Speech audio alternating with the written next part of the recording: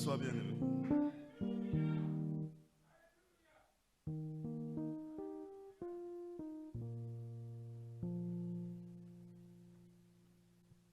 Bon, je voulais vous dire merci pour toutes vos prières et tout le soutien que vous m'avez apporté pendant tout ce temps-ci. C'était très difficile, mais par vos prières et les soutiens que j'ai reçus, le Seigneur m'a fortifié.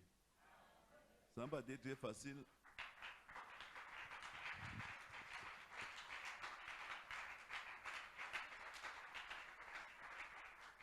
Avec les travaux de la rigole, c'était très difficile, puisque c'est un travail qui nécessite de l'endurance et de l'effort physique et la foi.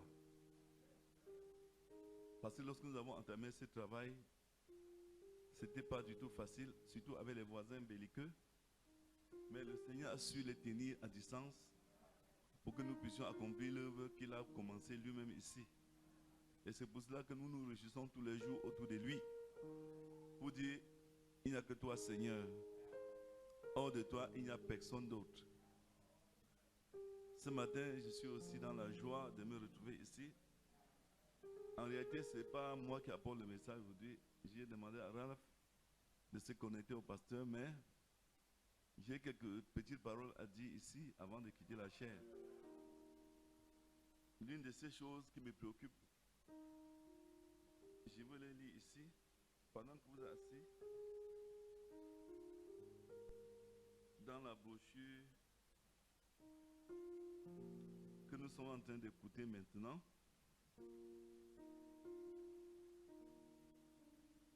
Frère Branham dit au paragraphe 59 dans la brochure, celui qui est en vous, il dit, comment le dire sans blesser? Non, je veux commencer un peu plus haut. Il dit, ce qui est très étrange, c'est que ça s'est dissipé au moment où ce message a été apporté. Vous voyez, celui de ce matin. Maintenant, est-ce que c'était Dieu qui attendait à cause de ceci? Je ne sais pas.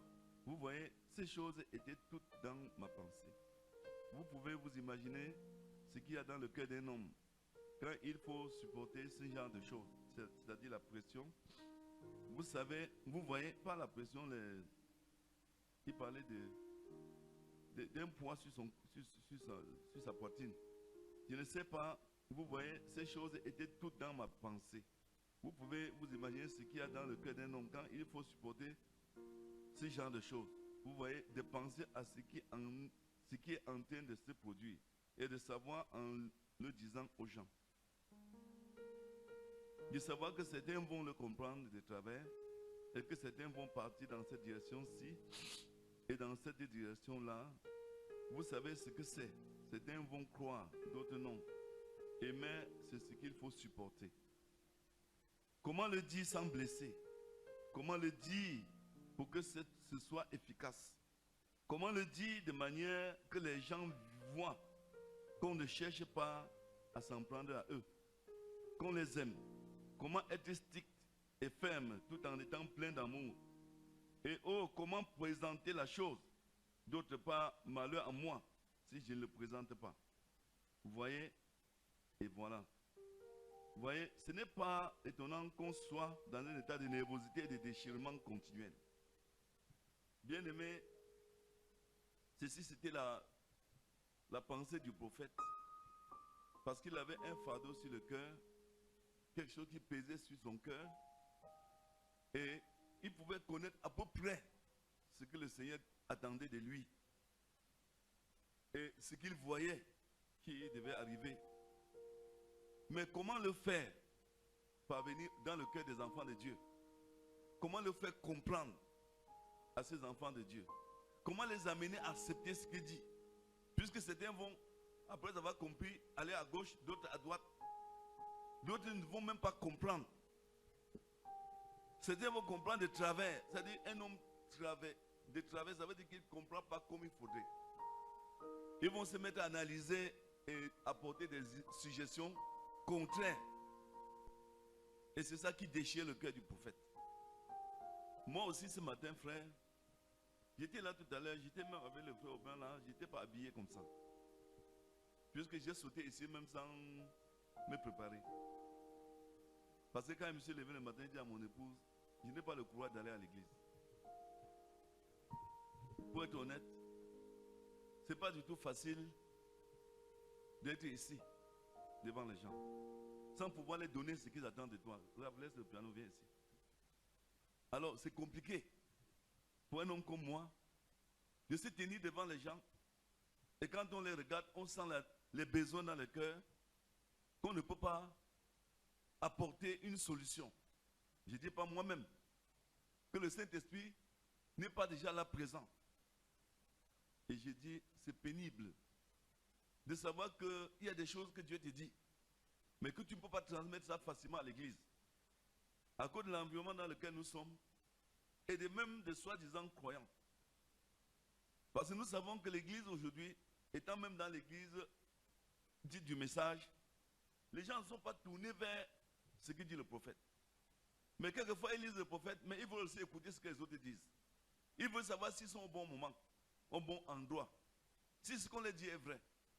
Alors qu'ils ne doivent pas poser ces questions aux gens de dehors. C'est à leur propre cœur, le Saint-Esprit. C'est difficile de savoir que vous vous tenez là, les problèmes s'accumulent et sans solution. Ça s'accumule sans solution. Vous ne savez pas quoi dire, comment faire. Ça devient pesant. Je sais qu'il y a parmi nous beaucoup de gens qui ne comprennent pas ce que je dis. Parce qu'ils croient que se tenir ici, c'est un sujet de joie. C'est quelque chose pour jouer. Non. On ne vient pas ici pour jouer. Parce que chaque personne qui se tient devant un peuple rendra compte au créateur de ce peuple. Tu rendras compte à Dieu pour les enfants de Dieu devant qui tu te tiens. Même si tu es un homme dans le monde, tu es un grand musicien, tu es un marabout et tout ce que tu veux être. Quand tu as une foule devant qui tu te tiens, ou bien devant laquelle tu te tiens, tu rendras compte pour les âmes de cette foule-là, à Dieu qui les a créés, ou bien qui a créé cette foule. Parce que le but de Dieu est clair dans la Bible. Pourquoi il a créé l'homme? C'était pour que l'homme l'adore. Et si on rassemble les gens pour qu'ils n'adorent pas Dieu, c'est un véritable problème. Et même si on les rassemble pour qu'ils adorent Dieu, il faut adorer Dieu selon la volonté parfaite de Dieu. Il faut savoir ce que Dieu veut qu'on fasse quand on est rassemblé ou assemblé à son nom, pour qu'il puisse être d'accord avec ce que nous faisons. C'est très compliqué de se tenir là, un dimanche, 2 dimanches, 3 dimanches, un mercredi, 2 mercredis, un vendredi, 2 vendredis, devant des gens qui ont des besoins. Ce n'est pas facile. Il n'y a pas de récréation dans ce cas-là. Il n'y a pas de repos. Il n'y a même pas de paix. Parce que la paix que nous recevons, c'est ce que Jésus a dit. C'est sa paix. Mais dans la paix là, il y a la tribulation. Je vous l'ai dit, frère. J'ai donné un sujet de prière l'autre jour ici. L'effusion du Saint-Esprit sur l'Église et la délivrance des captifs. Je voulais poser une question ici à l'Église. Et cette question concerne chacun de nous. Et je voudrais que chacun de nous réponde d'une manière sincère, honnête, comme s'il était devant Dieu, pas devant Frère Victor. Est-ce que ce matin, vous êtes satisfait de votre vie chrétienne? Frère, si tu dis non, tu réponds par la main levée. Ce n'est pas à la place des autres que tu réponds. Est-ce que nous, qui sommes assis ici, nous sommes satisfaits de notre vie spirituelle? Est-ce que nous sommes satisfaits de notre marche avec Dieu? Est-ce que lorsque nous nous regardons dans le miroir, nous sommes contents de ce que nous faisons avec Jésus? Est-ce que nous sommes contents de notre condition actuelle, des gestes que nous posons, des entreprises que nous entretenons avec les gens? Est-ce que nous sommes contents de notre manière de collaborer avec les frères, les sœurs, notre façon que nous marchons avec les hommes et les femmes? Est-ce que nous sommes contents de ce que nous faisons dans le monde lorsque nous sommes au milieu des gens? Est-ce que nous sommes contents de notre caractère? Est-ce que nous croyons que ce que nous faisons maintenant est en accord parfait avec les Écritures?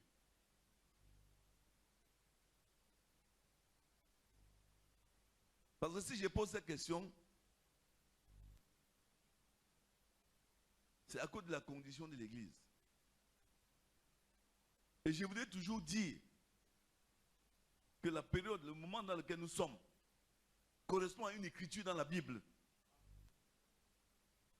Et cette écriture n'est pas tendre pour nous. Je dis, nous sommes aujourd'hui le 23 mars 2022. Ce jour, avant la création, Dieu avait déjà donné une écriture concernant ce dimanche, 23 avril 2022. Ce jour a une écriture dans la Bible. Et que dit l'écriture dans la Bible concernant ce jour? Même si Frère Branham dit que nous vivons un temps glorieux parce que ça correspond à la seconde venue de Christ. Mais il y a un moment précis dans lequel chaque écriture doit correspondre. Et c'est pour cela que je voulais vous poser encore la question, est-ce que nous sommes satisfaits en Jésus-Christ de ce que nous faisons, de ce que nous vivons, de ce que nous pensons, de nos actions? C'est à vous que je pose la question, frère. Est-ce que nous sommes satisfaits de notre santé, de nos enfants, de nos relations avec les frères, avec notre pasteur, avec le message? Est-ce que lorsque nous lisons le message, nous sommes fiers, nous sommes contents d'être chrétiens? Nous sommes fiers de faire ce que Dieu dit dans la parole de Dieu? Est-ce que nous voyons que nous avons accompli les Écritures? Est-ce que nous voyons que tout le temps que nous vivons, nous avons toujours fait ce que Dieu veut? Est-ce que nous sommes en phase avec Dieu dans tout ce que nous faisons? Parce que Frère Branham dit ici, pendant qu'il avait ce poids sur la poitrine, il se demandait, est-ce que j'ai prié assez? Est-ce que je jeûne assez? Est-ce que j'ai offensé quelqu'un quelque part? Est-ce que j'ai fait quelque chose qui ne plaît pas à Dieu? Ou à un frère, Seigneur, révèle-moi. J'irai tout de suite. Il n'a pas dit le soir. Il n'a pas dit le soir. Il a dit, j'irai tout de suite. Arranger la chose. Il n'a pas dit, quand je veux finir d'écouter la banque. Il n'a pas dit, quand je veux finir de payer mes dettes. Il n'a pas dit, quand je veux finir d'envoyer mes enfants à l'école. Il a dit, tout de suite, je veux aller arranger. Parce que ce que nous voulons savoir, frère, c'est que le temps ne nous appartient pas. Et à tout moment, Dieu peut arrêter le temps. Mais avant d'arrêter le temps, pour tout le monde, sachez que votre fin peut être ce soir. Ça peut être ce matin. Et on doit être toujours prêt. On ne doit rien renvoyer à demain. C'est pour cela que j'ai dit l'autre jour, dans nos prières, soyons sincères lorsque nous nous adressons à Dieu. Il ne s'agit pas d'être sincère dans ce que nous disons. Notre vie doit être ancrée en Christ. Pour qu'on puisse se tenir devant lui et parler comme un enfant parle à son père. Et attendre de lui une réponse juste. Et qui correspond à nos besoins.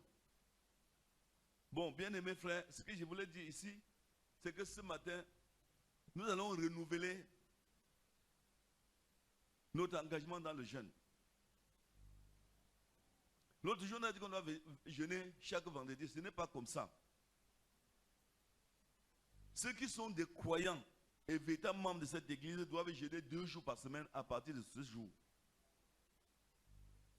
Nous allons arrêter ensemble 2 jours de jeûne par semaine sur le sujet l'effusion du Saint-Esprit et la délivrance des captifs. Nous avons trop de cas dans l'église qui sont compliqués. Et il n'y a pas de solution. On veut voir Dieu agir dans l'église. Et quant aux prières de 19h, ces prières doivent être renforcées, doivent être soutenues. Les frères qui conduisent les prières doivent mettre leur vie en ordre. Et on doit prier avec foi. Et faire les choses sérieusement. Vous qui avez des dossiers difficiles, vous devez accepter d'être ici les 19h. Parce qu'on ne peut pas sacrifier Dieu sans sacrifice. On peut servir Dieu sans sacrifice. On doit payer un prix pour recevoir de Dieu ce qu'on attend de lui. Ce n'est pas aussi facile que vous le croyez. Mais n'imitez pas non plus les gens. Parce qu'il y a parmi vous qui viendront ici, qui ne vont jamais être sensibles à la perte de la chair. Parce qu'ils sont imbus d'eux-mêmes. Ils se sentent déjà rassasiés de tout. Ils n'ont plus de problème d'argent, ils n'ont plus de problème de santé, ils sont à l'aise. Mais sachez que nous sommes un peuple qui est un peuple de besoins. Nous sommes un peuple aux grands besoins. Chaque jour, nous avons besoin de quelque chose. Et c'est pour cela que nous ne devrions plus dormir. Il n'y a pas de repos. Jusqu'à ce que ce que nous avons demandé à Dieu puisse nous être donné. Je prends un exemple. Je me suis posé la question hier. Pourquoi nous avons prié ici pour que le Seigneur arrange la rigole? Il a arrangé la rigole. Pourquoi la même chose ne peut pas se produire dans le cas de maladie? Pourquoi la même chose ne peut pas se produire dans le cas de délivrance? Que les gens qui sont malades retrouvent leur santé quand on prie. Pourquoi? Et je vais vous prier, frère, de prendre très au sérieux ce qu'il dit. Nous avons 2 jours de jeûne par semaine. On doit trouver les 2 jours. Soit on les fait coupler, soit on les distance. Je voudrais qu'on arrête une décision avant de se séparer, avant que je ne quitte la chair. Soit on prend un jour, on sort 2 jours, soit on prend 2 jours à sec, partiel. C'est-à-dire, soit on prend 2 jours, le soir on reprend le lendemain, soit on sort 2 jours, on revient.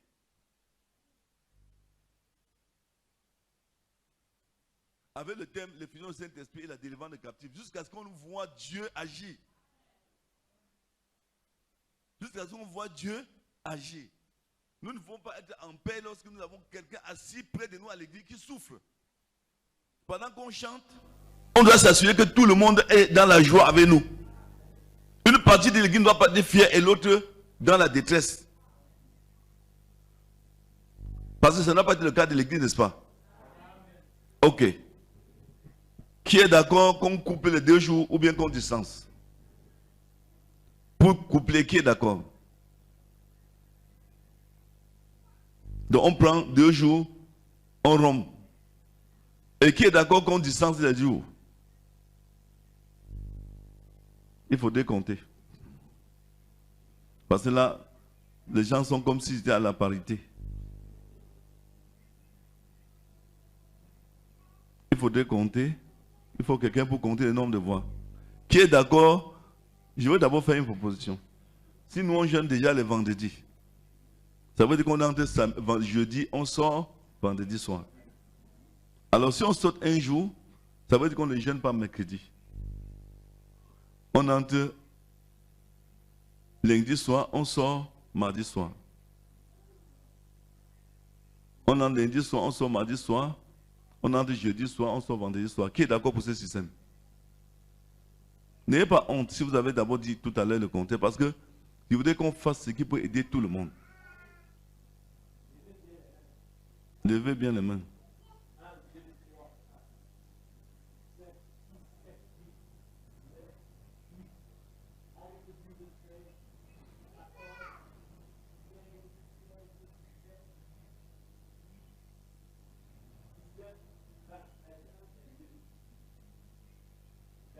Qui est d'accord qu'on coupe les 2 jours?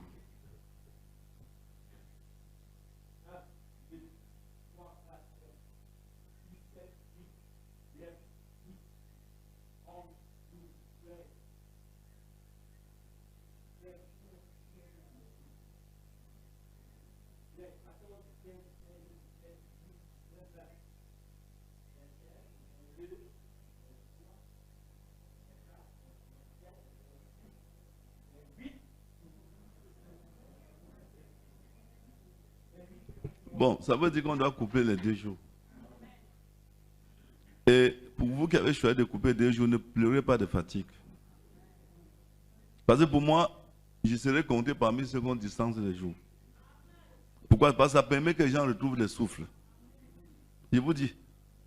Parce que couper 2 jours, ce n'est pas facile pour ceux qui travaillent. Mais si on avait pris lundi, soit on sort mardi soir. On sort mercredi, le jour de culte, on prend mercredi soir, on prend jeudi soir. On sort mercredi et jeudi, on prend jeudi soir à vendredi soir. Ça devait être très bien. Ça permettrait que les gens ne sentent pas qu'ils sont en train de jeûner. Est-ce qu'on se comprend?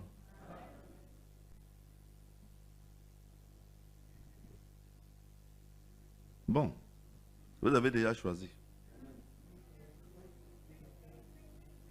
Hein?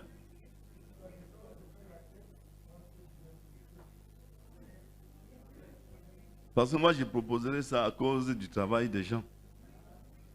Même vous, les mamans qui êtes au foyer, quand vous allez jeûner comme ça va vous fatiguer. Hein? Mais sachez que ce n'est pas pour une semaine. C'est ce que vous devez savoir. C'est jusqu'à ce qu'on voit ce qu'on a demandé à Dieu arriver. Tant que les gens qui sont captifs dans l'église ne sont pas délivrés et que nous avons vu le Saint-Esprit venir sur nous, la chose ne s'arrêtera pas. Chaque semaine, nous avons 2 jours de jeûne. Nous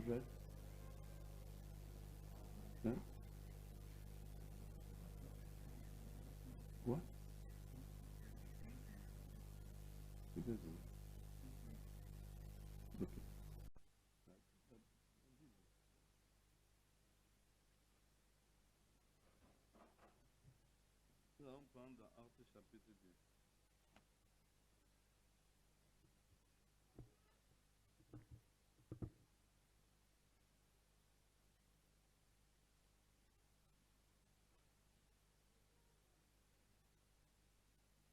Moi, j'ai voulu qu'on se connecte au pasteur Baoya, mais ils sont en train d'écouter une bande. Actes chapitre 2, verset 1. Le jour de la Pentecôte, ils étaient tous ensemble dans le même lieu. Tout à coup, il vint du ciel un bruit comme celui d'un vent impétueux. Et il remplit toute la maison où ils étaient assis. Des langues semblables à des langues de feu leur apparurent séparées les unes des autres et se posèrent sur chacun d'eux. Ils furent tous remplis du Saint-Esprit et ils se mirent à parler en d'autres langues, selon que l'Esprit leur donnait de s'exprimer. Que le Seigneur bénisse la lecture de la parole de Dieu. Venez vous asseoir. Je n'ai pas plus de 40 ou 30 minutes. Et je voudrais vous prier d'être vraiment attentifs. Parce que la brochure que nous avons commencée, c'est ce matin, n'est-ce pas? Celui qui est en vous, on va l'annuler. On va l'annuler parce que on a anticipé. Nous allons revenir dans la brochure le Saint-Esprit. Avec le programme que nous avons, on va revenir dans la brochure le Saint-Esprit. Parce que j'ai toutes les citations du frère Branham ici sur le Saint-Esprit. Or, je reviens sur le Saint-Esprit. Pourquoi? Parce que beaucoup croient qu'ils ont le Saint-Esprit alors qu'ils n'ont pas le Saint-Esprit. Et je voudrais que, pendant que nous étudions, pas la brochure sur le Saint-Esprit, mais tout ce que frère Branham a dit concernant le Saint-Esprit, qu'on sache ce que les gens attendent et comment attendre, comment recevoir le Saint-Esprit, tout cela. Parce que j'ai une autre brochure à la maison. Frère Branham a posé, je crois, ces 4 questions. Qu'est-ce que le Saint-Esprit? Pourquoi le Saint-Esprit a été donné? Comment pouvons-nous recevoir le Saint-Esprit? Pourquoi nous ne le recevons pas? Comment savoir que nous l'avons reçu? Les 5 choses-là, c'est écrit dans cette brochure que j'ai à la maison. Nous allons étudier ça minutieusement. Pendant toute la période du temps que nous allons mettre dans le jeûne. Donc on annule la brochure, celui qui est en vous. Je dis ça au frère Caleb parce qu'il a toujours l'habitude de trouver les brochures pour les frères. Alors, on va faire ceci. À la fin du culte, frère Caleb, tu viendras avec moi et c'est un frère. Nous allons trouver l'original de ces brochures, on va photocopier. Et dès mercredi, pour ceux qui vont arriver ici mercredi, ou demain, pour ceux qui vont venir à prier à 19h, ils vont recevoir ça. Mais en ce temps-là, ce ne sont plus les frères qui vont enseigner, c'est moi-même qui dois enseigner cela. Je voudrais que nous étudions cela minutieusement, en demandant au Seigneur qu'il fasse revenir son esprit sur les gens. Je vais lire ici une citation du frère Branham dans la brochure « Une église séduite par le monde ». J'ai dit que je ne prêche pas, je veux juste introduire cette brochure-là, parce que je vois que l'église doit revenir au commencement. Oh Dieu, envoie-nous une autre église juste avant la fin des temps. Laisse, ça ne me dérange pas, frère. Je n'ai pas besoin qu'on me filme, même si je veux qu'on écoute ma voix. Laisse le micro. Les photos là même, ça ne me dit rien. Oh Dieu, envoie-nous une autre église juste avant la fin des temps. Une église telle que la puissance du Saint-Esprit puisse la pénétrer dans la démonstration de l'Esprit. Et que Marc chapitre 16 accompagne l'église, Acte 2, verset 4, Acte 2, verset 38, Que tout cela accompagne constamment l'Église, les signes de sa résurrection les accompagnaient. Pendant que nous sommes en prison, assurément Dieu est en train de faire une chevelure quelque part, en vue de la dernière grande mise à mort. Puisses-tu être celui-là, toi, ami chrétien, qui est ici ce matin, puisses-tu être celui dont la force commence à augmenter. Je prie que ce message ce matin, et là-bas dans le pays où il parviendra, j'espère que ce message contribuera à fournir à votre système la vitamine qui produira à nouveau dans votre vie de la puissance spirituelle. Oh, c'est Frère Branham qui le dit. Une église en ce jour dans laquelle on voit les signes de la résurrection du Seigneur Jésus-Christ. C'est ce que j'ai dit ici l'autre jour. Le piège de l'église aujourd'hui, c'est quoi? Les gens sont contents de venir s'asseoir sur les bancs de l'église. Ils disent, j'ai un nouveau travail. J'ai bien mangé hier. Je dors bien. Mais la chose essentielle, ils n'en parlent pas. Ils ne disent rien de cela. Parce qu'ils sont déjà entre les mains de Satan. Avec la nourriture et les vêtements, les voitures et les maisons. Mais on ignore qu'il y a quelque chose, un absolu quelque part. Que Dieu a établi dans la parole de Dieu et dans le cœur de ceux qui ont été prédestinés. Cet absolu, c'est l'essentiel de ce pourquoi nous sommes ici. À savoir être rempli de Dieu. Ce n'est pas d'avoir un nouveau travail. J'ai un nouveau habit. L'autre jour, je descendais ici. J'ai vu un Samuel coucher là, les pieds dans le froid. On était à un froid terrible. Le frère Nomoroji était couché là-bas. Le frère Azang Oben était couché ici. Nomoroji Azang Oben était couvert de draps. Quand je descendais là, une voix me dit, voilà un enfant qui cherche ma face. Regardez ses pieds dans le froid. J'ai pleuré, j'ai dit à mon épouse, trouve un drap, donne à un enfant, il va couvrir frère Samuel.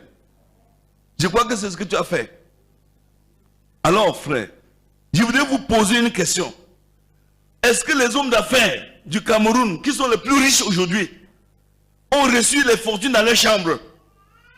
Non. C'est dans le travail, dans le combat, dans les sacrifices qu'ils ont reçu ces fortunes.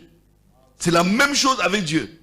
La Bible dit que le royaume des cieux est comme un homme qui cherchait une perle. Lorsqu'il l'a trouvée dans un champ, il la cache. Il vend tout ce qu'il possédait. Il vient acheter ce champ. Voilà à quoi ressemble le royaume des cieux. Et le royaume des cieux n'est autre chose que le Saint-Esprit. Lorsqu'on a trouvé le Saint-Esprit quelque part, comme il est ici dans ce message-ci, le message de William Branham, c'est le Saint-Esprit. On vend tout ce qu'on possédait. On vient, on achète le champ dans lequel le Saint-Esprit se trouve. On ne vous dit pas d'aller vendre vos maisons. On dit d'aller sacrifier les choses inutiles que vous faites. C'est vendre. Vous sacrifiez les balades inutiles, les congossas et toutes ces choses. Et vous venez, vous achetez, vous possédez. Vous revenez posséder, vous consacrez tout votre temps, toute votre force, toute votre énergie pour retrouver ce Saint-Esprit, pour avoir ce message dans votre cœur. Frère Branham a dit, lorsque le Saint-Esprit est descendu sur un homme, il fait pénétrer en lui la parole de Dieu. Ce n'est pas le congossa qu'il fait entrer, non. Ce n'est pas la convoitise, il fait entrer la parole. Quand le Saint-Esprit descend dans un homme, qu'est-ce qui suit? Il vient balayer, il enlève le monde, il enlève la colère, il retire la haine, il retire le ressentiment. Et la parole de Dieu vient s'établir en place et lieu de ces démons. C'est pour ça qu'il a dit, lorsque on a chassé un démon dans un homme, il ne va pas les lieux arides, il erre. S'il ne trouve pas du repos, il prend 7 autres démons. Ils reviennent vers la maison. Si la maison n'est pas habitée par la parole de Dieu, il va reposséder cette personne et sa dernière condition est plus pire que la première. Donc frère, je voudrais que le Seigneur nous donne la force pour travailler dès maintenant. J'ai dit à Tsagé et peut-être à mon époux et d'autres personnes, nous avions un problème. C'était de savoir que l'église ne doit pas s'écrouler. Le Seigneur a eu pitié de nous. Il nous a donné de l'argent pour construire les rigoles. Maintenant, je dis bien maintenant, cette église doit retrouver sa place. Sa place. Plus de jeux. Et entre parenthèses, je voulais vous dire une chose, frère. Dieu a dit, depuis que Jean-Baptiste est apparu, ou est paru, je ne sais pas comment vous appelez ça en français, parce que je ne suis pas un français, au bord du Jourdain, le royaume des cieux est forcé. Le royaume des cieux est forcé. L'obtention du Saint-Esprit est forcée. Le baptême du Saint-Esprit est forcé. On combat pour l'avoir. Comment on dit que c'est forcé? Dans une course de marathon, les gens se bousculent. Les gens cherchent le chemin. C'est ce qui se passe avec le Saint-Esprit. Tu combats pour éloigner les gens qui te distraient. Tu combats pour éloigner les gens qui ne veulent pas travailler. Tu combats pour fuir ceux qui fuient l'église, ceux qui sont contre la parole de Dieu. Tu combats pour fuir les païens et tout. Pour ne être que là où il y a la vie, à savoir la parole de Dieu. Je voulais donc dire, vous qui êtes assis, si vous avez du temps pour regarder à votre vêtement, vous êtes perdu. J'ai dit l'autre jour, frère, la meilleure façon de recevoir le message, c'est de commencer par le principe.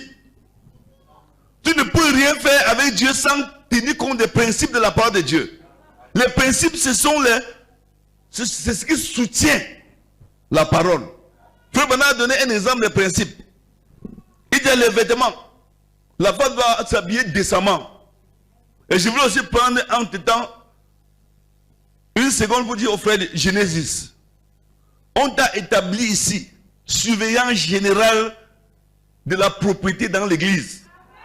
Frère, si on surprend une soeur ici, un frère ici, avec un habit qui avait au genou, tu dois payer le prix de son péché. Le vêtement, c'est jusqu'en bas. Les cheveux doivent être protégés par la parole de Dieu. Pas question de surcharger les couleurs sur la tête pour entrer ici. C'est prohibé. Ceux qui ne veulent pas disposent. Nous ne sommes pas en Occident. Je vais vous donner un exemple. Je me suis souvent posé la question. Pourquoi ma maman ne mettait pas les mèches blanc, bleu, vert? Pourquoi ma maman ne mettait pas ça? Ma maman est morte sans connaître ce qu'on appelle Internet. Pourquoi Dieu lui a protégé? Ma maman est morte sans connaître ce qu'on appelle les réseaux sociaux. Elle ne connaissait pas ça. Mais ma maman est morte à 92 ans. Étant toujours une femme malade. Elle était toujours au champ.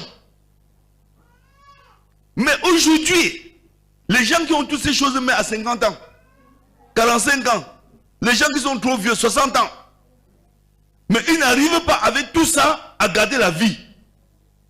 Parce que Dieu s'est éloigné d'eux. Je voudrais que vous le sachiez. La vie éternelle, ce n'est pas la mode. La vie éternelle n'a jamais été la mode. La vie éternelle, c'est la parole de Dieu dans un homme. Ne regardez pas à tout ce que ces gens disent. Tu es un tout ça, ça ne veut rien dire. Un homme de Dieu, un enfant de Dieu, une fille de Dieu ne peut pas vivre avec tout le monde. Il y a des endroits où tu vas entrer, on va te ridiculiser. Donc cherche à savoir où tu dois vivre en paix. Choisis ton camp. Et tiens-toi là-bas activement. Laisse les gens dire ce qu'ils veulent. Ce n'est pas ton problème. Parce que je n'ai jamais vu l'aigle vivre dans le poulailler. Non. L'aigle vit dans les airs. Si vous voulez vivre dans le poulailler, c'est votre problème. Il y a une séparation que Dieu exige aujourd'hui. pour les enfants de Dieu, une vraie séparation. Frère, on ne doit pas avoir honte de le dire. Si les églises ne veulent pas s'adapter à ça, nous allons le dire ici. Si vous vous accoutumez à la mode, vous n'aurez jamais le baptême du Saint-Esprit. Jamais. La mode est antichrist.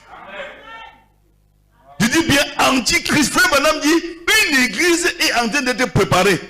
Ce n'est pas une dénomination, mais une église où Dieu viendra s'implanter. Où Dieu viendra habiter. Cette église est en route.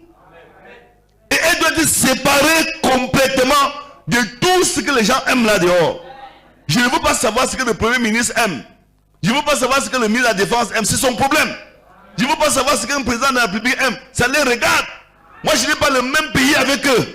Je suis un pèlerin.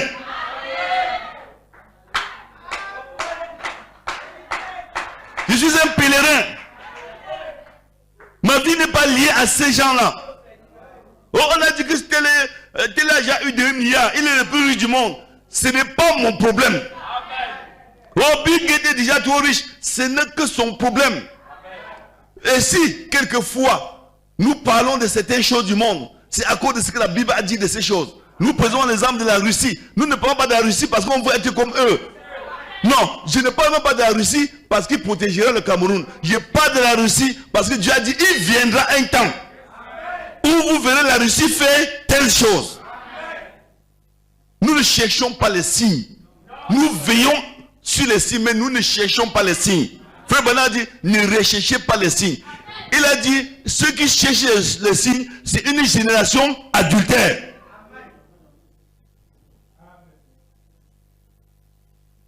C'est une génération adultère. Vous savez ce que ça veut dire? C'est un groupe de gens qui se disent chrétiens, qui forniquent avec le monde. C'est eux qui cherchent les signes. Les vrais croyants ne cherchent pas les signes. Quand ça arrive, ils bénissent Dieu. Mais ils restent dans la sanctification. Ils se préparent. Nous parlons du baptême du Saint-Esprit, ça ne se donne pas à tout le monde. Si vous voulez savoir si vous aurez le baptême du Saint-Esprit, regardez dès maintenant comment vous habillez. Ce qui nourrit vos pensées. Ce que vous aimez. Fermez vos yeux maintenant.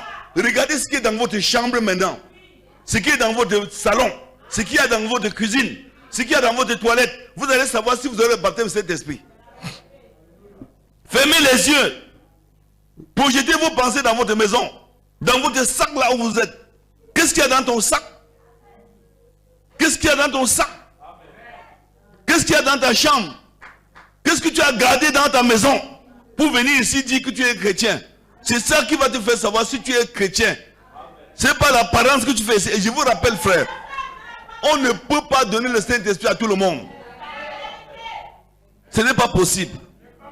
Nous sommes en train de prier. Effusion du Saint-Esprit. Délivrant les captifs. Mais le Saint-Esprit, on dit effusion, c'est une descente. Ça vient faire quoi? Le Saint-Esprit ne vit pas dans les papins. Ça vit dans les hommes. Et quels hommes? Des hommes prédestinés qui se sont séparés, qui se sont mis prêts.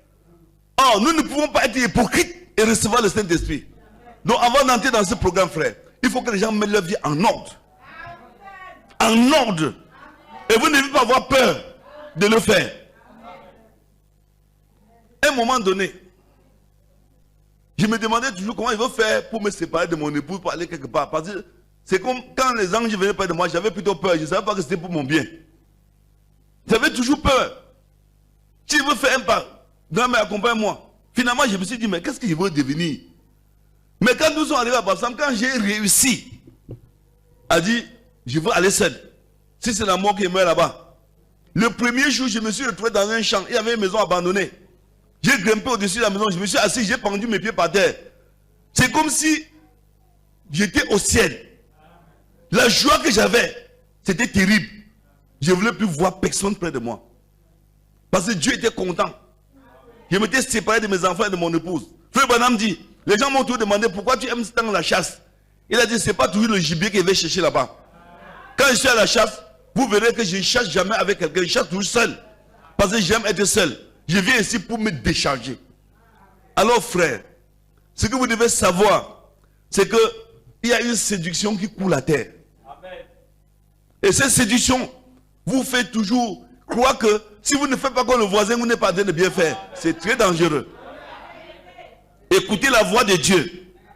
Ayez le courage de vivre d'une manière unique. Quand vous êtes quelque part, ne vous demandez jamais ce que les gens pensent de vous. Jamais. Ne dites jamais qu'est-ce que ma famille pense, qu'est-ce que mes frères pensent. Ça n'a rien à voir. Ça n'a aucune importance. Ce qui importe, c'est ce que le Saint-Esprit pense de toi. Parce que le Saint-Esprit ne serait jamais en accord avec le monde. Jamais. Quand le Saint-Esprit te dira va à droite, ta famille dira à gauche. Et c'est ça le problème. Nous sommes en train de parler d'une église que Dieu prépare pour lui donner le Saint-Esprit. Et comment Dieu prépare cette église? C'est en la séparant du monde. Vous avez vu l'histoire de Lot. Son épouse l'aimait. La Bible n'a jamais dit que la femme de Lot ne l'aimait pas.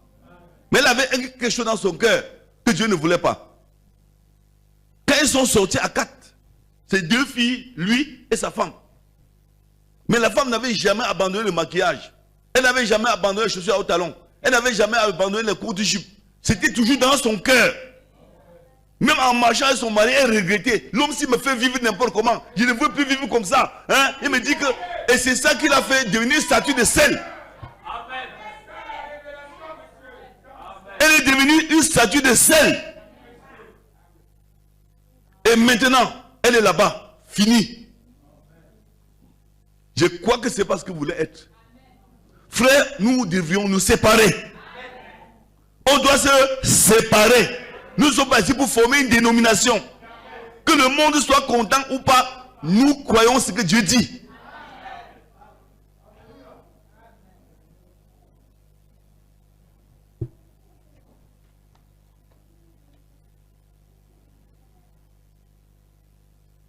Mais ne vous en faites pas.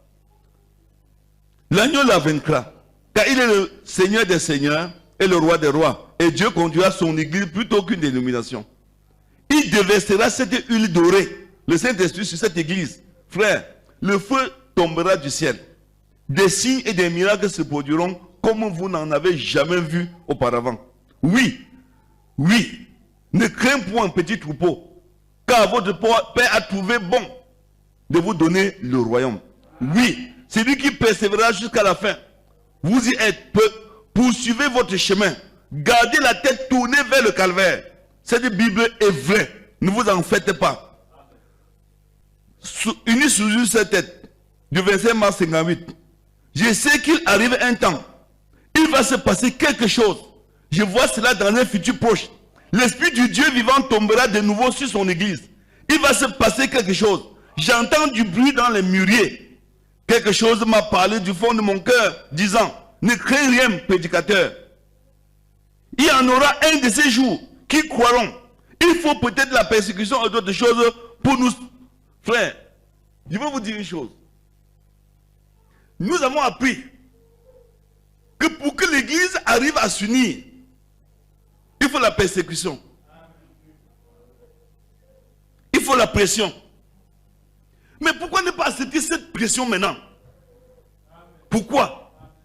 Pourquoi ne pas accepter que je vous presse avec la parole de Dieu maintenant? Qu'on vous amène à vous séparer maintenant. Pourquoi vous voulez attendre que ce soit Dieu qui le fasse? Frère Bernard dit, si tu attends que c'est Dieu qui le fasse, où est ta victoire?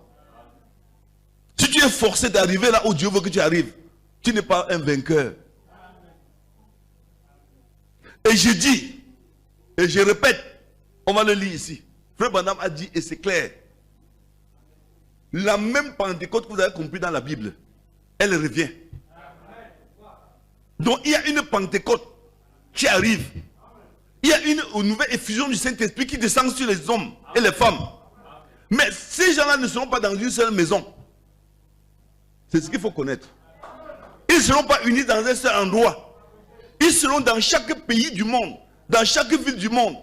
Et quand le Saint-Esprit doit descendre, ça descend le même jour sur eux. Et ça descend tous en même temps. Donc, sachez-le. Tout ce que nous faisons maintenant, c'est pour vous préparer pour ce temps. Donc, il y a une nouvelle effusion du Saint-Esprit. Attendez, vous dites. Ne croyez pas que c'est moi qui le dis. Choisissez toujours d'aller au Capitole. D'aller au Sanza.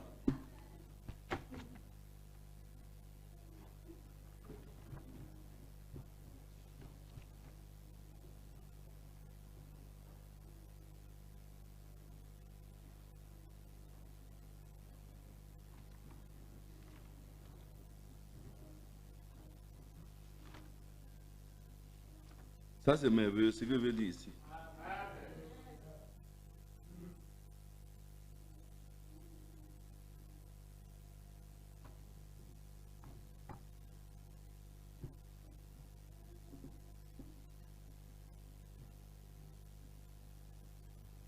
Je veux dire quelque chose ici.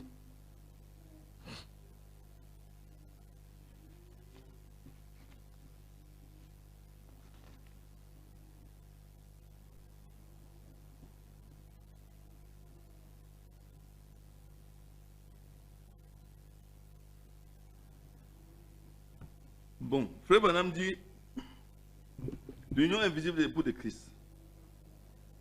La parole promet ceci. Voici, je vous enverrai Élie le prophète, avant que le jour de l'Éternel arrive. Ce jour grand et redoutable, il ramènera le cœur des enfants à leur père. Dans les derniers jours, je répandrai mon esprit. La première et la dernière pluie tomberont ensemble dans les derniers jours. La pluie ici représente la bénédiction.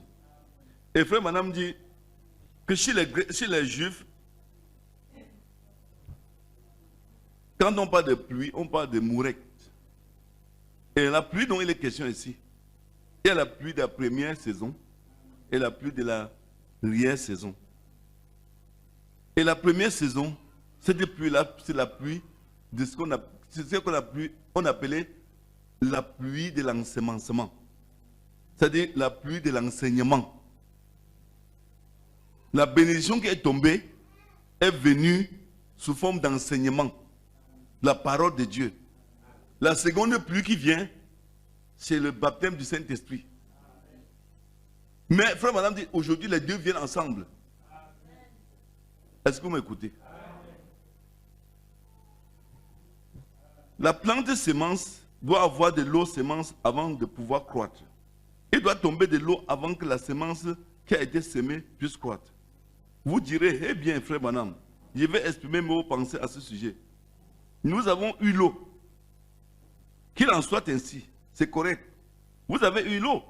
Avez-vous déjà planté des choux, des semences ou quelque chose de semblable? Ils n'ont pas encore eu d'eau, de l'eau. Ils n'ont pas encore été arrosés. On leur a donné juste un peu d'eau. Mais attendez maintenant, qu'avons-nous eu dans le temps de semailles, la première pluie? Bon, je reviens là où j'étais. Dans les derniers jours, je répandrai mon esprit. La première et la dernière pluie tomberont ensemble dans les derniers jours. Toutes les promesses ont été données dans les Écritures. Nous regardons en haut, surveillant en cette heure la véritable épouse dissimulée dans le pays. Nous regardons en haut. Il dit dissimulée. Il n'a pas dit rassembler dans le pays, il dit dissimulée, donc un peu partout. Église, il va venir un de ces jours. Aussi vrai qu'il est venu la première fois, il va revenir. Suivez bien ce qu'il dit, frère. Église, il va venir un de ces jours. Aussi vrai qu'il est venu la première fois, il va revenir. Préparez tout. Séparez-vous de la balle. La balle, c'est ce qui garde la semence. Tenez-vous au soleil. Continuez à regarder en haut. Le soleil ici, c'est le Christ qui fait germer la plante. Soyez dans l'expectative. Être dans l'expectative, c'est quelque chose qu'on attend sans dormir. Frère, préparons tout. Car un de ces jours, le feu va tomber et nous allons monter. Le feu qui tombe, ce n'est pas le feu qu'on brûle les champs avec, c'est le Saint-Esprit, avec sa puissance. Et nous allons monter. Maintenant, préparons-nous pour le moment où le feu tombera. Église, vous à qui je parle ce soir, à travers le pays, si vous vous êtes séparés des dénominations et de toutes les saletés de ce monde et de toutes ces choses qui vous gardent dans des credos des humains, des ordonnances et des choses semblables. Frère Madame demande ici donc la séparation sur deux plans. La première chose, c'est séparer de la dénomination. La dénomination, nous connaissons ce que c'est. C'est le système que nous avons là dehors. Pentecôtistes, presbytériens, tout ça, ce sont des dénominations. Ils ont fabriqué des credos sur lesquels ils se tiennent pour conduire l'église. Mais rien de la parole révélée en ce jour. C'est ça qu'on appelle une dénomination. Il faut se séparer de tous ces enseignements. Ensuite, maintenant, de quoi? Des saletés du monde. Qu'est-ce qu'on appelle saleté? Internet, c'est une saleté. La mode, c'est une saleté. La convoitise des biens de ce monde, c'est une saleté. La prostitution, c'est une saleté. Or, beaucoup de gens ne savent pas. que c'est la saleté. Les gens tuent les autres pour avoir une belle voiture, c'est la saleté. Les grandes maisons, c'est la saleté. Si on prend son temps, le temps de Dieu, pour aller construire une maison, c'est la saleté. Parce que toutes ces choses, tu vas les abandonner ici. Je n'ai pas dit qu'on ne doit pas avoir une maison. Mais il ne faut pas avoir une maison en perdant le royaume des cieux. À quoi sert-il un homme de gagner toute la terre s'il perdait son âme?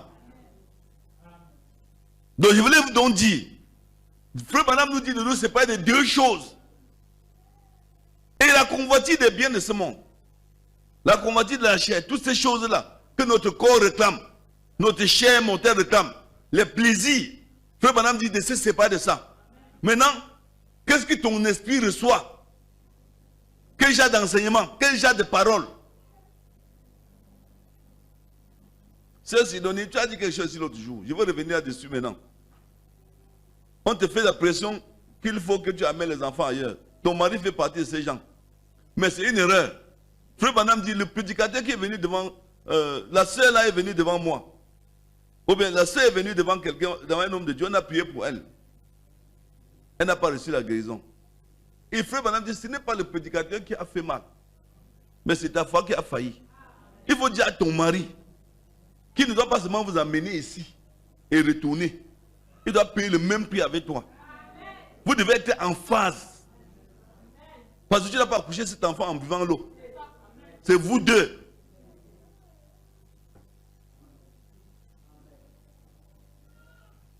Si vous en êtes séparés, alors levez les yeux. Préparez-vous, le feu va tomber un de ces jours. Dieu va le faire. Venez et ce sera quelque chose à voir. Séparez-vous. Prêt lorsqu'il viendra. Serez-vous prêt pour monter avec lui lorsqu'il viendra? L'enlèvement secret de la pause surnaturelle. L'église ne peut pas partir dans cet état. Et elle ne peut pas améliorer son état. Son état doit empirer. Donc l'église doit continuer à devenir mauvaise. Combien le savent qui disent Amen? Cela doit empirer et elle ne peut pas partir ainsi. Vous voyez? Il doit y avoir quelque chose et cela bouge maintenant. Mes amis, c'est en route. Le mouvement est en route pour l'épouse. C'est la vérité. C'est ainsi dit le Seigneur. Vous qui écoutez ce que je lis. Frère Madame dit que l'église doit continuer à s'empirer. L'église doit continuer à être mauvaise. Vous allez continuer à avoir dans les églises des saletés, des choses qu'on n'imaginait même pas. Les femmes qui se comportent bizarrement, les hommes qui se comportent bizarrement. L'église doit être encore plus pire que le monde. Les gens qui sont dans l'église vont aimer les mauvaises choses plus que les gens du monde eux-mêmes. Mais il dit, il y a quelque chose qui a été préparé. Ça se prépare comment? Dites-moi. Pendant que l'église devient mauvaise, frère, madame dit, quelque chose est en train de se faire. La chose se fait comment? C'est ce que je suis en train de vous dire maintenant. Il faut que vous ayez le courage de dire non à Maurice MD. Vous dites non à Yves Saint-Laurent. Vous dites non à où c'est les quoi là, les Chakarian. Toutes ces choses-là, vous dites non à ça. Toutes ces choses que vous avez là dehors, qu'on vous affiche sur les télévisions tous les jours, c'est les familles ceci, ils sont les plus belles, les plus jolies. Vous dites non à ça. Vous dites non à ça. Ce n'est pas notre pays. Dans notre pays, il n'y a pas ça.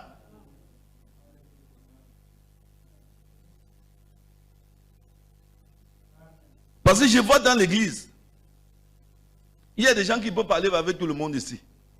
Parce qu'ils n'ont pas le genre de carreaux qui sont sur le sol. Je vous dis, faites attention. Vous êtes perdus. L'église ne vient plus à l'église, dans les assemblées, simplement pour être rempli du Saint-Esprit. On vient chercher une position sociale. Il faut que moi aussi, frère, lisez bien la parole de Dieu. Ça, c'est une maison de correction. Pas une maison de renouvellement des habits. Ça, c'est une maison de correction. On vient ici pour être changé, pour ressembler à Jésus. Ce n'est pas pour ressembler à Michael Jackson. Vous pouvez rire.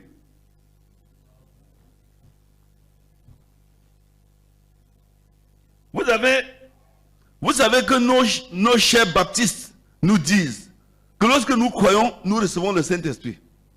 Pourtant, eux là-bas, ils croyaient, mais ils ne l'avaient pas reçu. Acte 19 dit qu'ils croyaient, mais qu'ils ne l'avaient pas encore reçu. Avez-vous reçu le Saint-Esprit quand vous avez cru? Voyez-vous, le mécanisme était en ordre. Puisque Apollos leur avait enseigné et démontré par la Bible que Jésus était le Christ. Mais pourtant, ils n'avaient pas encore reçu la dynamique. Donc, il y a la mécanique et la dynamique. La mécanique ici, c'est la parole de Dieu que vous recevez. Retenez-le bien. La mécanique, c'est la parole. Comme une voiture. Mais il faut une dynamique. Qui est le Saint-Esprit. Or, dans la voiture, la dynamique, c'est ce qui met le feu. La mécanique, c'est la carapace. Donc la carapace ici, c'est la parole qu'ils les recevaient. On les avait enseignés, mais ils n'ont rien reçu. Mais il faut que le Saint-Esprit vienne mettre la puissance à ça. À quoi? Le Saint-Esprit met la puissance à quoi? À la parole. Parce que quand le Saint-Esprit trouve la parole en vous, c'est grave. Vous pouvez sauter d'ici, vous retrouvez en Chine. C'est pour ça qu'il vous a dit dans l'Apocalypse que celui qui fait le bien fait davantage le bien. Mais que celui qui fait le mal continue à faire le mal. Ça veut dire que le Saint-Esprit, quand il va venir là, tu ne peux plus cacher ta sorcellerie. Même si tu es à la maison qu'ils ne vont jamais savoir, on va savoir ça ici. Tu vas manger la main de quelqu'un en plein jour ici. On va t'attraper. Parce que tu ne sais plus toi qui veux. Tu ne peux plus te retenir. Quand les gens qui ont le Saint-Esprit vont arriver ici, ils vont faire tellement le bien qu'on va les reconnaître que ça, c'est les gens qui ont le Saint-Esprit. Ceux qui font le mal, il va même se lever dans la salle, il va se transformer et devenir Dracula. J'avais vu un film dans le monde. Les sorciers se réunissaient dans les boîtes de nuit, ils ne savaient pas qui ils étaient. C'était ignoré même qui ils étaient. Mais voilà qu'un jour, la fête était tellement bien qu'ils ont oublié que le jour s'était levé. Quand le soleil s'est levé sur eux, toute la salle est devenue des zombies. Chacun mangeait l'autre en plein. C'était terrible. Il n'y avait que peut-être une ou deux personnes dedans qui n'étaient pas ça. Donc c'est pour vous dire qu'un temps viendra, vous ne pouvez plus vous cacher en disant que non, je ne suis plus, je ne suis plus. Parce que quand Dieu va venir dans sa puissance, il va seulement manifester ce que tu as. Non, il est temps maintenant que tu te sépares de ça. Il ne va pas te demander est-ce que tu veux qu'on dise aux gens que tu es ceci. Tu vas voir que tu vas commencer à te transformer dans la salle. On va prêcher un sermon quand tu vas devenir le serpent. Là, tu vas rouler là, on va dire, hé, l'affaire c'est ça. Frère, c'est ce qui va arriver. Je dis que ça va arriver. Les gens vont se transformer ici. Et on sera obligé de les tuer.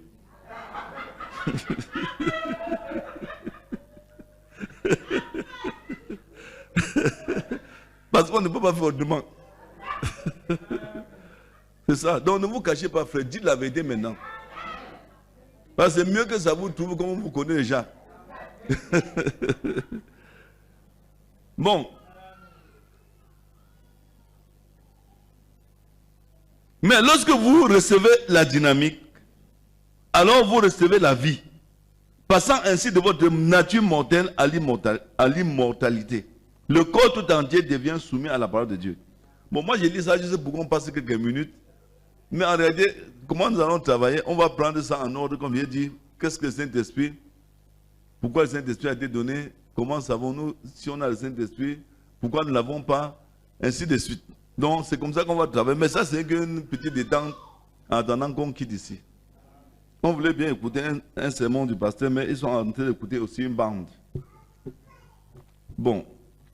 Il va encore lire quelques 2 ou 3 citations. On va arrêter ici.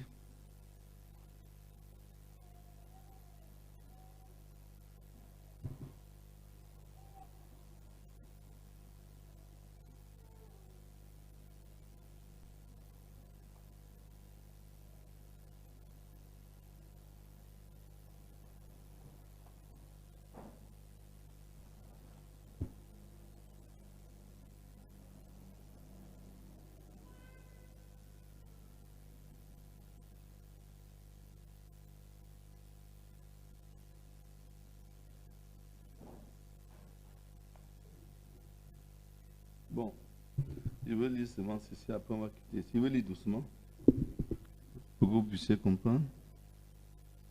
Je sais que j'ai fait ceci en désordre. Peut-être vous n'avez rien retenu, mais c'était juste une introduction. Vous allez m'excuser. Maintenant, je vais donc vous dire quelque chose dont je ne vous ai pas encore parlé. C'est Frère Branham qui le dit. C'est cette chose que nous avons attendu si longtemps, tout au long de ces années. Pendant 4 ou 5 ans, même plus, le troisième pôle a maintenant été confirmé. Et je suis sûr que vous savez tous de quoi il s'agit. Maintenant, souvenez-vous, qu'il n'y aura jamais d'imitation de cela, car cela ne peut pas être. Cela ne le peut pas. Il est maintenant venu à l'existence. Et j'ai été averti que cela arriverait prochainement afin que ce troisième pôle puisse identifier sa présence parmi nous. Vous voyez. Mais il ne sera pas utilisé de manière importante avant que ce conseil ne renforce sa pression. Est-ce que vous suivez? Donc ce troisième pôle ne sera pas utilisé de manière importante avant le temps que nous attendons. Et quand cela se fera, les pentecôtistes et les autres peuvent presque imiter tout ce qui se fait. Tout ce qui se fait. Mais lorsque le temps viendra, lorsque la pression se fera plus forte, alors ce que vous avez vu temporairement, vous le verrez manifester dans la plénitude de sa puissance. Donc ce que Frère Branham a fait d'une manière temporaire, sera être permanemment fait quand la pression doit venir sur l'épouse. Quand l'Église doit commencer à être sous pression par la dénomination ou bien le système catholique. Le Saint-Esprit doit se saisir les hommes pour faire les choses permanemment comme Frère Branham avait commencé. Ainsi, je dois continuer à évangéliser tout comme j'ai été commissionné pour le faire au début. Je dois continuer. Vous avez donc eu la parole et vous savez ce que vous devez rechercher et comment vous devez vous comporter. Je dois continuer à évangéliser et vous, mes amis, gardez votre calme et continuez simplement d'avancer. Car l'heure où quelque chose sera fait approche rapidement. Il se peut que vous voyez arriver des choses étranges, rien en rapport avec le péché. Ce n'est pas ce que je veux dire.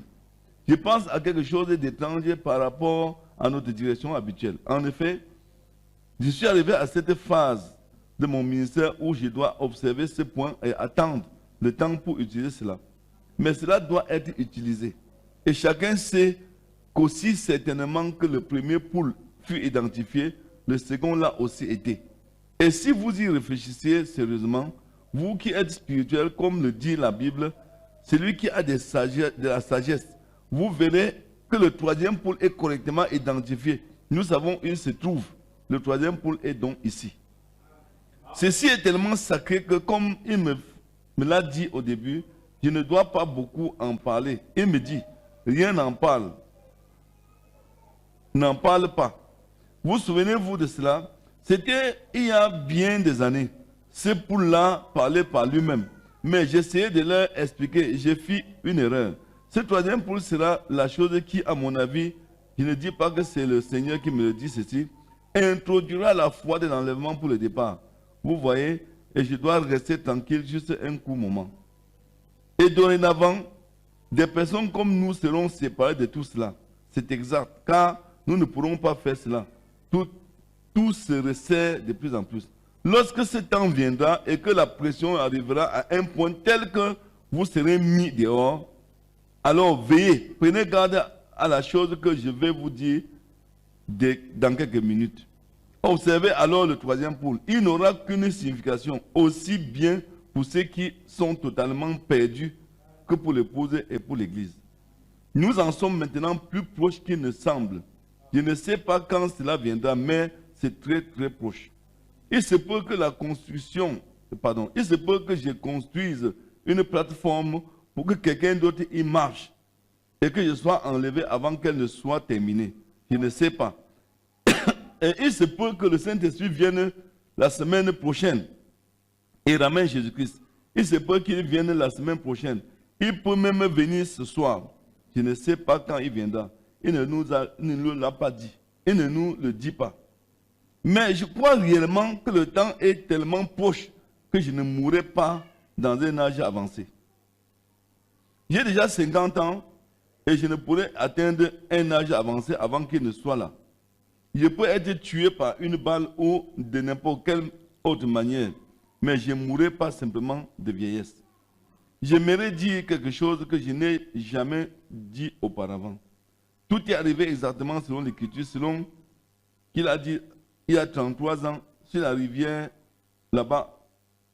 C'était en 1933 plutôt.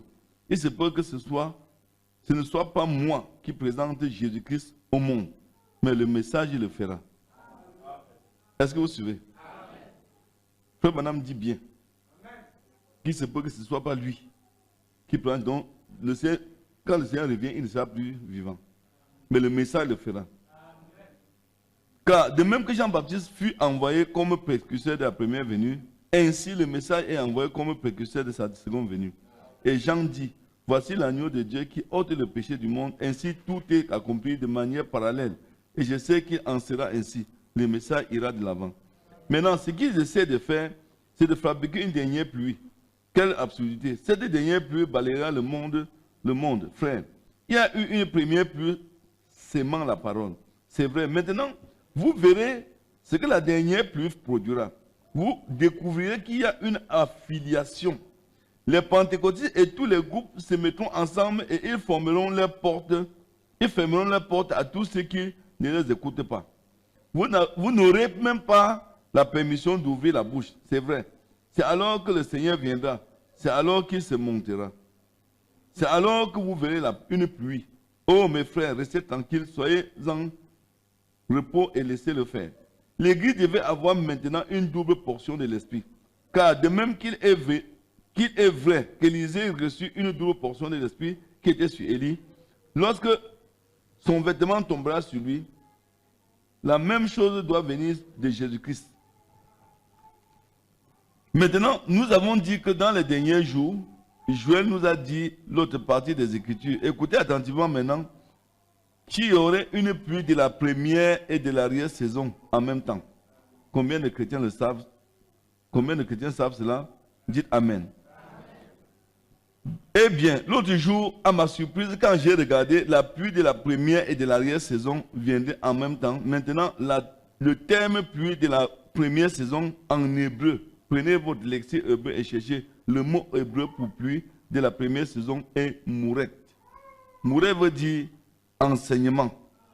Il y aura une pluie d'enseignement. Qu'est-elle? C'est l'ensemencement. Qu'est-ce qu'il a dit A? Que s'est-il passé? Eh bien, nous voyons qu'une pluie d'enseignement est tombée. Les baptistes, 1 million de plus en 44. C'était leur but. Des membres d'église, des membres de l'église, le grand réveil de Billy Graham, notre grand évangéliste. Regardez ce qu'il a fait. Regardez Oral Robert et les pentecôtistes. Il y a une pluie d'enseignement, il y a une pluie d'enseignement national. Le communisme a été semé parmi les gens dans chaque nation. Il y a eu un réveil romain. Savez-vous ce qui se passe? S'il restitue la partie ouest ou la partie est de Berlin, c'est la place du communisme exactement. Ou plutôt, je veux dire l'Empire romain exactement dans les anciennes limites qu'il avait du temps de Jésus. Ça le fait certainement exactement. Il y a un réveil en cours. Qu'est-ce que c'est? Un ensemencement. Vous n'entendez plus tellement parler de Billy Graham, n'est-ce pas? Et qu'en est-il Oral Robert et d'autres?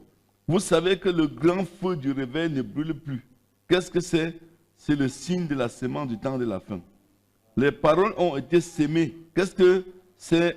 Qu'est-ce que la dénomination moissonnera la dénomination? Cela fait qu'elle se confère ensemble. Mais la parole de Dieu a aussi été sémée. Et quand l'Esprit de Dieu commencera à tomber, la parole de Dieu vivra dans les gens. Et cette fausse épouse qui a commis adultère là-bas, qui s'est plongée dans le credo et qui a vendu son droit d'aînesse, que va-t-elle moissonner? une confédération d'églises qui doit être liée et brûlée. Le signe de la semence du temps de la fin, comme les épines et les chardons. Mais là où la parole de Dieu a été sémée dans le cœur des gens, il moissonnera une épouse pour Christ. Aussi sûr que je me tiens ici, le signe du temps de la fin. Ils ont tellement parlé de la pluie de l'arrière-saison. Je ne vous épargne pas, frère, de la pluie de l'arrière-saison. Mais ce n'est pas cela la pluie de l'arrière-saison. Si la pluie de l'arrière-saison avait été ici, la puissance de Dieu serait tombée sur cette chose et elle aurait balayé le monde. La pluie de l'arrière-saison est sur le point de venir. Qu'est-ce qu'il y a? L'Église est en train de se fabriquer quelque chose, juste comme Ève a essayé de le faire. Elle a essayé d'avoir plus de lumière pour fabriquer quelque chose. Je voudrais que vous me suiviez, je vais arrêter bientôt. Nous avons fait la même chose en essayant de faire quelque chose pour nous-mêmes. Ôtez vos mains de cela, laissez Dieu le faire. Prenez sa parole et croyez-la. Regardez-le dans votre cœur. Et quand la pluie commencera à tomber, la vie s'en emparera et la parole se manifestera. Et si l'Église est ensemencée avec une chose que la parole, elle ne peut pas aller à sa rencontre. Elle a un corps bizarre, couvert de mycoses. Il a un corps parfait. Il est la parole parfaite. L'Église sera ensemencée et croira en la parole parfaite. Et la parole parfaite s'unira avec une parole parfaite comme une seule chair et un seul corps. Comme le sont un mari et son épouse. Amen. Je ne dis pas Amen à moi-même, mais Amen signifie ainsi soit-il. Je crois cela de tout mon cœur. De toute façon, pardon. Oui, monsieur. La pluie de la première saison est tombée. La pluie est sur le point de tomber. Que va-t-elle produire? Observez seulement. Je m'arrête ici. Je voulais dire que aujourd'hui, nous sommes en train d'enseigner l'Église. On enseigne l'Église en attendant que la pluie de l'arrière-saison descende. Or, nous sommes en train d'enseigner l'Église pour préparer le cœur de l'Église à recevoir le baptême du Saint-Esprit. Frère Branham nous dit que tout ce que nous faisons aujourd'hui, c'est dans le but de préparer les gens à recevoir le Saint-Esprit. Et nous savons, avec certitude, comme on a eu une première Pentecôte, il y a une seconde Pentecôte. Il y aura une effusion du Saint-Esprit sur l'Église. Comme vous avez vu à la Pentecôte, c'est la même chose qui va se passer. Donc vous qui êtes assis là, tout ce que nous avons reçu, ce sont les arts de l'Esprit. Ce sont les arts. Mais la chose réellement est attendue. Il y aura une autre effusion de Saint-Esprit sur toute la face de la terre. Comme on a eu dans la première Pentecôte. Et c'est pour cela que Frère Branham dit, ne prenez rien qui n'est pas la pure parole. Parce qu'une parole qui est mélangée ne formera qu'une dénomination. Et cette église ne verra pas Jésus-Christ. Donc nous sommes tenus de garder le message de William Branham. Parce que c'est le seul qui a été envoyé pour préparer une épouse à Jésus-Christ. Nous savons que c'est dur. Ce n'est pas facile. Mais il faut forcer, il faut tenir. Il faut persévérer. Garder la parole. Ne pas se détourner de l'enseignement du message. Parce que ce n'est que le message seul qui a été envoyé pour préparer une épouse. Frère Branham l'a dit. Il a dit qu'il sait qu'il ne va pas mourir vieux. Il sait que ce n'est pas lui qui présentera l'épouse à Jésus-Christ. Mais il sait, avec certitude, que le message le fera. Or, le message, c'est la parole de Dieu. La parole de Dieu ne vit pas dans les arbres. Donc, il y a quelqu'un qui viendra. Ou bien les gens viendront, remplis de ces paroles-ci, remplis du message. Et c'est eux qui vont présenter, ou bien c'est le message, pardon, dans les hommes, qui doit conduire ces hommes vers Jésus-Christ. Le message dans les hommes doit les attirer, doit attirer le Saint-Esprit. Parce que quand Jésus-Christ doit paraître dans les airs, le Saint-Esprit doit donner la vie à la parole que nous avons reçue. Et ça va nous soulever de la terre. En nous, maintenant, on est en train de travailler pour que chacun ait le vrai Saint-Esprit. Que chacun soit réellement positionné à son vrai poste, selon Dieu. Parce qu'il y a un endroit où Dieu doit nous trouver pour nous donner son esprit. Ce n'est pas partout. Vous n'allez pas me dire que quelqu'un qui vient à l'église du message, mais chez lui, il vit comme un pentecôtiste. Celui-là n'aura jamais l'effusion du Saint-Esprit dans son cœur. Non, ce n'est pas possible. Parce que Frère Branham nous a appris que l'église que Dieu vient enlever, avant de partir de la terre, sera séparée de la dénomination sera séparé des saletés de la terre-ci. Et c'est pour cela que nous voulons que, quel que soit ce que nous faisons, on doit se référer au message. On doit se tenir sur le message. Je sais qu'il y a beaucoup de gens qui ne comprennent pas. Quand je parle beaucoup de principes, ils croient que c'est parce que je veux seulement, je ne sais pas comment on appelle, tutoyer les gens. Ce n'est pas ça. Ce n'est pas ça. C'est parce que, par révélation, j'ai vu que, quel que soit le zèle que tu as pour lire toute la Bible, si tu lis toute la Bible ici tous les jours, si Dieu te fait grâce de lire toute la Bible d'Agéna tous les jours, mais qu'il y a une faute dans ta vie qui n'est pas réparée, ça ne sert à rien. Il y a quelque chose dans ta vie que Dieu n'est pas d'accord avec ça. Tout ce que tu es en train de faire, tu perds ton temps. Il faut d'abord se séparer et se tenir sous le sang. C'est-à-dire accepter de se tenir là où Jésus se tenait quand il prêchait la parole de Dieu. Tu ne peux pas être ici. Tu as bien prêché. Et quelques minutes après, tu te retrouves dans un bar en train de boire une bière. Et demain, tu reviens dire que tu es un homme de Dieu. Tu le dis pour l'église, mais pas pour Dieu. Tu ne peux pas être ici. Tu es un chrétien. Mais quand tu es dans le monde avec les païens, tu es complètement païen. C'est toi qui le dis. Parce que quand la promesse que Dieu a donnée à l'église viendra, tu ne feras pas partie de ceux qui vont bénéficier. Il y a un groupe de personnes qui doivent recevoir la bénédiction de Dieu, c'est-à-dire le Saint-Esprit. Et ce sont ceux qui ont pris l'engagement de se séparer complètement du péché. On ne doit pas avoir honte, on ne doit pas avoir peur de se séparer. Je sais que beaucoup de gens disent, ah, il va faire comment? Si tu dis que tu vas faire comment, c'est parce que Dieu ne te connaît pas. Si Dieu te connaissait, rien ne peut t'empêcher de tout perdre sur la terre pour avoir l'Esprit de Dieu. Oui. Il y a des femmes qui ont perdu des prestigieux mariages. Parce qu'elles poursuivent Jésus. Vous croyez que tous les maris, les marques, toutes ces femmes-là qui étaient, regardez, elles sont même ça. Prenez Abigail. Abigail avait vu David venir. Elle savait qui était David. Mais elle a pris la nourriture de son mari tumultueusement. Je ne sais pas si on peut dire comme ça. Elle a pris les choses que son mari ne voulait pas donner à David en cachette pour les donner à l'homme de Dieu. Ça veut dire qu'elle avait vu que l'œuvre de Dieu était au-dessus de son mari. Mais il y a des femmes aujourd'hui. Si le mari dit ne va pas à l'église, elle dit ah, mon mari a dit ne va pas là-bas. Mais quand tu dis que tu ne vas pas là-bas, là-bas là c'est où? C'est au ciel. Ton mari te dit ne va pas au ciel, tu acceptes. C'est qui? C'est un antichrist. Qu'est-ce qui peut bien permettre à une femme d'aimer un homme? C'est quand l'homme là veut qu'elle soit sauvée. Si un homme te donne tous les biens du monde, il te prive de Jésus, c'est un ennemi. C'est un ennemi. Il faut qu'on soit honnête. Dans nos maisons, il faut qu'on travaille pour ça.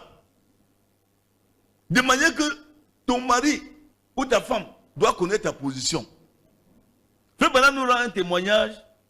Une sœur qui aimait tellement le Seigneur. Un dimanche matin, elle va à l'église, son mari dit, tu ne vas pas là-bas. Elle dit, chérie, je vais. Il dit, jamais. Pendant qu'elle était en train de se préparer, il a pris les clés de la voiture, il a balancé ça dans l'eau, dans l'océan, le cours d'eau qui était derrière chez eux. La femme est venue, elle va aller, le mari dit, tu ne vas pas. Il n'y a pas la clé de la voiture. Sans complication, elle est allée payer le poisson pour faire à manger à son mari et là, le flatter pour aller à l'église. Elle opère le poisson, elle trouve la clé de la voiture à l'intérieur du poisson. Maintenant, elle a gardé la clé, elle n'a rien dit. Quand l'homme a fini de manger, il dit, bon, ok, chérie, je vais à l'église. L'homme dit, vraiment, je suis désolé, j'ai fait une bêtise. J'ai jeté la clé de la voiture dans l'eau. Elle dit, là-bas la clé. Or, Dieu avait inspiré le bon chemin pour arriver. Ça, c'est une version. Ça, c'est un cas. Mais il y a d'autres cas où il faut se faire violence autrement. Oui, où il faut se faire violence autrement. Donc moi, je viens de dire que Frère Branham venait de nous parler qu'il ne sait pas comment faire pour amener les gens à comprendre. Moi, je suis tourmenté par ça. Je ne sais pas comment faire pour que les gens changent, pour que les gens comprennent ce que Dieu attend d'eux. Nous sommes à quelle heure? Quelle heure est-il? Qu'est-ce que nous attendons maintenant? Qu'est-ce que Dieu veut qu'on fasse? Parce que lorsque nous sommes là, il faut qu'on s'assure que tous ceux qui sont dans l'église et qui disent qu'ils attendent Jésus-Christ, qui sont véritablement dans l'expectative et qui sont prêts, et que si le Seigneur vient maintenant, il peut les rencontrer et les enlever. Donc je voudrais vous prier pour dire que les principes dont il est question ici, les principes du message sont très importants. Parce que beaucoup d'hommes de Dieu ne voulaient plus parler de principes. Parce que quand on parle de principes, ça le condamne. Et pour cela, il lie toute l'église à sa vie. Les principes du message sont importants. L'homme de Dieu doit être un exemple. Il doit montrer l'exemple à l'église. Les enfants de Dieu doivent montrer l'exemple au monde. Et ce n'est même pas seulement pour que le monde change. C'est parce que si toi, étant enfant de Dieu, tu ne connais pas ce que Dieu t'a promis, tu ne vas pas le recevoir. Il faut que vous sachiez que chacun de nous ici, parce qu'il y a beaucoup ici qui croient que s'ils meurent là, ils vont recevoir le Saint-Esprit, ils vont entrer au ciel facilement. Non. Entrer au ciel c'est une chose, être enlevé c'est une autre. Dans le temps de Jésus, ou le temps de Jean-Baptiste, quand les gens sont morts là-bas, presque tous en monde étaient des enfants de Dieu. C'est ce qui se disait. Mais quand Jésus est ressuscité le matin de Pâques, combien sont partis avec lui? C'est une poignée seulement. Ceux-là sont morts dans la parole, mais pas la parole parfaite. Mais ceux qui ont reçu vraiment le message de leur jour, c'est avec eux que Jésus est parti. Et nous voulons que, aujourd'hui, pendant que nous sommes là, qu'on sache ce qu'on veut, qu'est-ce que nous attendons, qu'est-ce que Dieu nous a promis aujourd'hui. Qu'est-ce que Dieu nous a promis? Et pendant que nous sommes en train d'attendre cela, il faut qu'on sache comment travailler pour recevoir cela. Ce n'est pas qu'une soeur doit vivre n'importe quoi, un frère vivre n'importe quoi. Non. Et c'est pour ça que moi j'ai dit, même quand nous venons à l'église, vous les diacres et les administrateurs, vous ne devez pas laisser n'importe qui entrer ici. Parce qu'il y a des gens qui entrent ici, avec leur comportement, leur façon de s'habiller, ça change les autres. Les autres changent. Vous devez mettre l'ordre là-dedans. Ne pas avoir peur de dire à un frère ou une soeur, tu n'es pas bien habillé, tu n'es pas bien coiffé, nous on ne te veut plus ici. Qu'il ait choisi là où il va là-bas, ce n'est pas ton problème. Parce qu'il y a une chose que nous savons, on ne peut pas enseigner les gens qui ne changent pas. Il y a des gens qui ne changent pas expressément. Je veux voir comment ils vont faire que je mette plus qu'ils veulent. Mais là, tu n'es pas une brebis. Tu viens pour trouver l'église, il faut t'exclure. Il faut que ce soit Dieu lui-même qui vient nous dire qu'on fait mal. Ce n'est pas un pasteur qui doit nous dire ça. Non, je n'ai pas besoin qu'une soeur ou un frère ou un homme de Dieu vienne me dire que frère Victor, tu fais mal. Si Dieu ne me dit rien, je continue. Et toutes les églises ne doivent pas avoir les mêmes caractéristiques. Il y a une église qui doit dire différent. Enfin, chaque église a sa doctrine. Si vous voulez que toutes les églises font comme Yahshua ou bien comme l'église de l'autre qui est au Congo, c'est qui là? Les Shekina, c'est Shekina, ou c'est quoi là? Les Barouti. C'est pas ça. Barouti a beau avoir une église de 15 000 personnes, mais il n'est pas le Messie. Dioka a beau avoir une église de 20 000 personnes, mais il n'est pas le Messie. Il n'est pas la parole, il n'est qu'un homme. Je loue ce qu'ils font. Mais ce n'est pas lui, Dieu. Donc je peux prendre l'exemple sur lui. Je prends l'exemple sur la parole. Et quelle est la parole que je veux... Attendez. Quelle est donc la parole que moi je veux prendre l'exemple dessus? Je voudrais vous dire une chose. Frère Madame vient nous dire que l'église, l'épouse de Christ est disséminée. Ça veut dire qu'elle n'est pas regroupée. Elle est... Comment on peut s'aimer une personne et si on s'aime l'autre à champ? On met un à toi là. Bon, maintenant, est-ce qu'ils ont tous le même pasteur? Mais la même parole. Voilà. Donc ça veut dire que cette église-ci, qui a commencé ses prédications en 2011, a 11 ans de ministère. N'est-ce pas? Le combat que nous avons aujourd'hui, ce n'est pas le même combat d'une église qui est née hier. Comprenez-moi bien. C'est-à-dire que le combat que l'église de toi a ne sont pas les combats de Yahshua Tabernacle. Yahshua Tabernacle a 40 ans. Nous n'avons que 11 ans. C'est des choses qu'on enseigne à Yahshua Tabernacle. On ne peut pas nous enseigner ça. Je m'explique. Si on parle de nouvelles naissances dans cette église aujourd'hui, on ne doit pas parler ça comme au début on parlait. On peut parler de nouvelle naissance peut-être une fois chaque 6 mois pour 2 frères qui entrent à l'église. Mais ensemble, c'était presque tous les jours. Est-ce qu'on se comprend? Donc, je peux lever une soeur ici et dire que je ne veux plus te voir, je mets toi dehors. C'est possible. Parce que je vois que la soeur trouve l'église. Il peut dire à un frère, tu ne peux pas bienvenue ici. Si tu ne mets pas tes choix, non, tu n'entres plus ici. Parce qu'on a pris le temps pour l'enseigner, il ne faut pas changer. Et quand il continue, c'est pour enseigner aussi l'église à sa façon. Est-ce qu'on se comprend? Oh, je voulais donc dire que ne soyez pas surpris. Frère Bernard a dit l'enseignement de l'église qui va à l'enlèvement ne peut jamais être accepté par la dénomination. Ça va être tout contraire. Et il ne faut pas prêcher pour plaire à un enfant de Dieu. Si tu prêches pour plaire à un enfant de Dieu, tu es en train de le tuer. Donc je disais que frère, l'église est dans l'expectative. Ça veut dire quoi? L'église est en éveil. Pourquoi? Par l'enlèvement que vous dites que vous allez aller faire, que vous attendez là, il y a une promesse qui doit s'accomplir dans votre vie avant l'enlèvement. Et la promesse là, qui doit s'accomplir dans votre vie avant l'enlèvement, c'est que Dieu veut vous remplir de son esprit. Mais tant que vous n'avez pas ça, ne vous détournez, ne vous trompez pas. Vous n'entrez pas par l'enlèvement. Or, pour le moment, tous les gens que Dieu a prédestinés pour cet enlèvement-là, ils ont un certain caractère. Même s'ils ne sont pas dans une même église. Ils ont un certain caractère, une certaine façon de vivre. Quand tu vas voir un à Douala, il sera identique à celui qui est à Yaoundé. Tu vas voir un à Yaoundé, il sera identique à l'autre qui est à Bouddha. Tu vas voir celui qui est à Bouddha, il est identique. Même à Paris, en pleine abomination, il est exactement comme celui qui vit ici à Yaoundé. Je dis bien. Tu ne vas pas me dire non, je m'habille parce que je suis à Paris. Tu es perdu.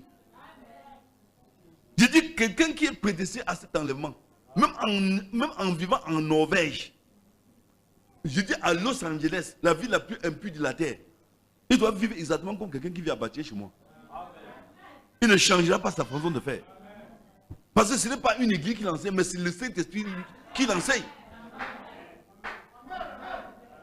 Et Dieu les connaît. Parce que quand Dieu descend la nuit pour donner une révélation pour me conduire, il descend aussi la nuit pour donner une révélation pour conduire un frère qui est en Chine. Il descend en Inde, il te donne la révélation pour te conduire. Donc nous nous comportons de la même manière. On se comporte de la même manière. Il ne faut pas que quelqu'un t'influence. Il dit que parce que tu viens à Yaoundé, tu dois seulement marcher dans les taxis. Non, tu peux aller à pied. Par humilité, parce que Dieu te dit marche à pied. Il y a des gens qui ne veulent pas savoir s'ils sont dans le message, quand ils sont dans les bureaux, on s'habille n'importe quoi. Non, c'est mon service qui existe. Ça veut dire que tu as 2 vies. Ton service ne peut pas te... Je vais vous donner un exemple. Il y a beaucoup d'enfants de Dieu qui aujourd'hui se sont compromis comment? Une soeur, elle fait le concours. J'en ai vu. Même à Yaoundé, à Douala. Elle fait le concours. On lui demande de se raser. Elle dit, il veut faire comment? Je suis dans une école, on me demande de me raser. Elle se rase. Attends, frère. Ça, c'est quelqu'un qui peut dire l'enlèvement. Elle ne connaît même pas Dieu. Il y a des filles. Bon, ma mère souffre, je veux faire le concours de la police. Elle fait le concours de la police. Elle porte les pantalons des hommes, elle conduit les hommes. Et elle dit que dans le message, le dimanche, elle vient à l'église en longue robe. Mais le lundi et autres, elle a le pantalon en robe pour diriger les hommes. J'ai dit que tu es perdu. Tu es perdu. Donc, le message de l'enlèvement agit de la même manière sur le chinois, sur le camerounais, sur le français, l'américain. Ils ont la même attitude. Ils vont vous rappeler une chose que vous ne saviez pas.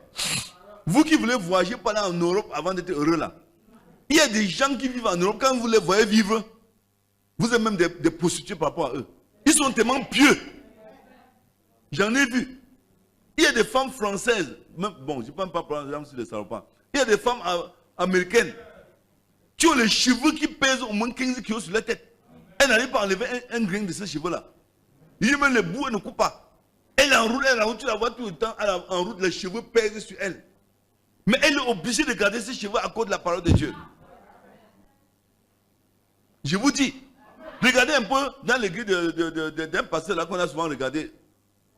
Mais regardez les cheveux des sœurs. Regardez même la convention de la voix de Dieu. Quand ils ont inauguré l'atelier là. Vous voyez les petites filles de 30 ans, de 28 ans, qui n'ont jamais coupé les cheveux. Les cheveux sont sur la tête, ça pèse. Mais elle va faire comment? Tu vois une maman de 70 ans, depuis qu'elle est née, elle n'a même coupé les cheveux. C'est sur sa tête, elle a enroulé, elle porte ça. Mais c'est son signe. Vous allez entrer chez une femme qui vit aux États-Unis. Elle n'a jamais utilisé produit de maquillage. Jamais. Parce qu'elle lit le message et c'est ça qui l'a conduit. Ce n'est pas le pays qui l'a conduit, mais elle lit. Il y a un esprit dans elle. Hein? Il y a un esprit en elle. Tu peux entrer dans sa douche, tu vois n'importe quoi. Mais par contre, chez nous ici, les gens se permettent. Je vais faire comment, frère? Alors que tu n'es même pas dans un endroit qui est approprié pour faire des choses pareilles. Je dis bien, moi j'ai vécu en Europe. Il y a des gens qui vivent en Europe plus pieusement que vous tous ici. Il est plus pieusement. Ils sont tellement humbles avec la parole de Dieu. Vous vous demandez, mais est-ce que ça c'est l'Europe? Mais par contre, les gens sont ici pour vouloir être comme eux. Alors qu'ils savent avec pertinence que l'Europe est entre les mains de Satan. En fait, l'Occident est séduit à 99%. L'Afrique est séduite à 50%. Parce qu'il y a encore des endroits ici où ce genre de choses n'est pas encore entré.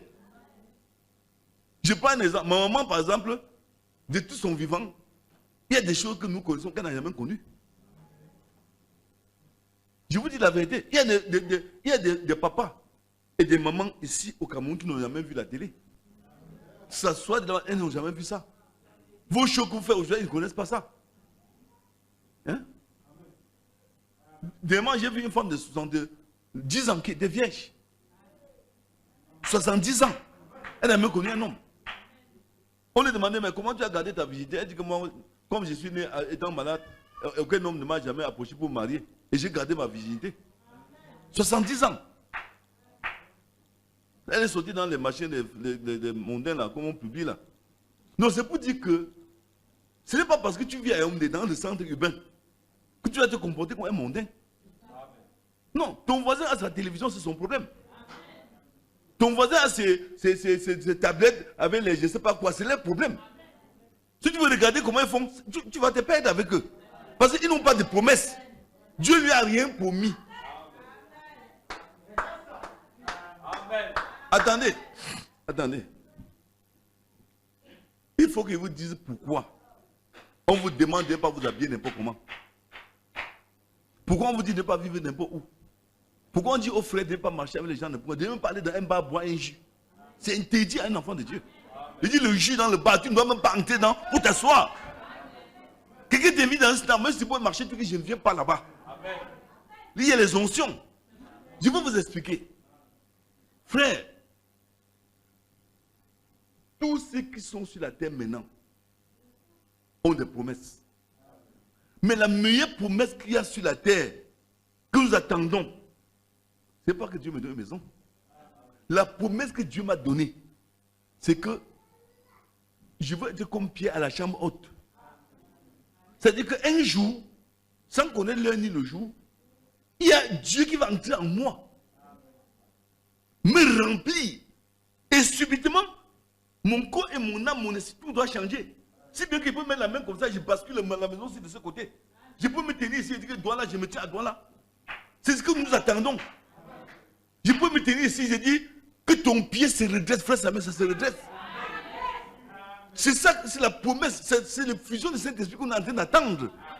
Bon, maintenant, pendant que j'attends ça, quelle est mon attitude face à la parole de Dieu que je reçois? Est-ce que quelqu'un peut venir dire que non, Victor, tu es trop juste, il faut que tu montes un peu et te donnes une voiture, une Mercedes 500. Il veut dire ça me sert à quoi? La Mercedes 500 me sert à quoi?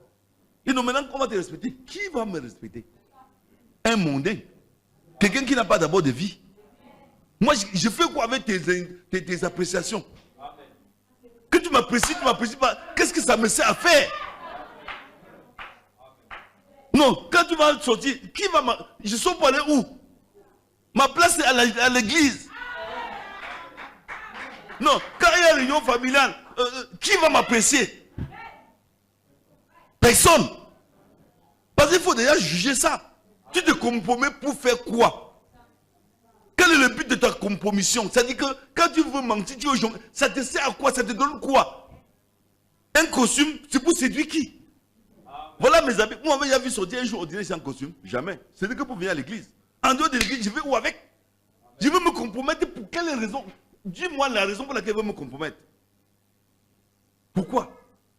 Bon, quand tu vas prêcher, est-ce que vous savez que même si je prends le plus beau costume du monde, s'il n'y a pas de surnaturel, mon costume ne vaut rien. Ça ne vaut rien. Oh, je préfère être en aéron comme Jean-Baptiste, mais quand je parle, le Saint-Esprit agit. Donc, le diable est un menteur. Oh, tu n'as pas une belle maison, et ça fait quoi? Ce que je veux, c'est que je veux voir Dieu. Frère, nous avons une promesse. C'est la promesse là qui doit nous préoccuper. Et la promesse là, c'est que Dieu habitait dans Victor. C'est ça que j'attends. Je ne veux même rien d'autre. Si on a arrangé les rigoles, ce n'était pas pour monter au quartier, c'était pour que la maison ne tombe pas. C'est pour ça que Dieu nous a honorés. Si c'était pour défier le quartier, on n'aurait jamais eu ces rigoles. Jamais. On a arrangé la rigole pour que les enfants de Dieu soient à l'abri. Le oui, c'est là, il était en train de tomber. Donc, je ne voudrais rien faire pour plaire à mon voisin. Rien du tout. Je n'ai rien à faire avec lui. Mais à mon frère païen, je ne veux rien faire pour le plaire. Non. Que tu m'aimes pas, ce n'est pas mon problème. C'est la condition pour être sur le chemin de la vie éternelle. Parce qu'on ne doit pas chercher à dire, oh, mon père est fâché parce que je ne suis pas déjà. Ma mère est fâchée parce que je ne suis pas déjà. Mon oncle. Mais tout ça, ça sert à quoi? Est-ce que Dieu t'a parlé que tu dois consentir ton père avant de faire ce qu'il a dit? Ton père ne comprend pas, il ne comprend pas. C'est tout.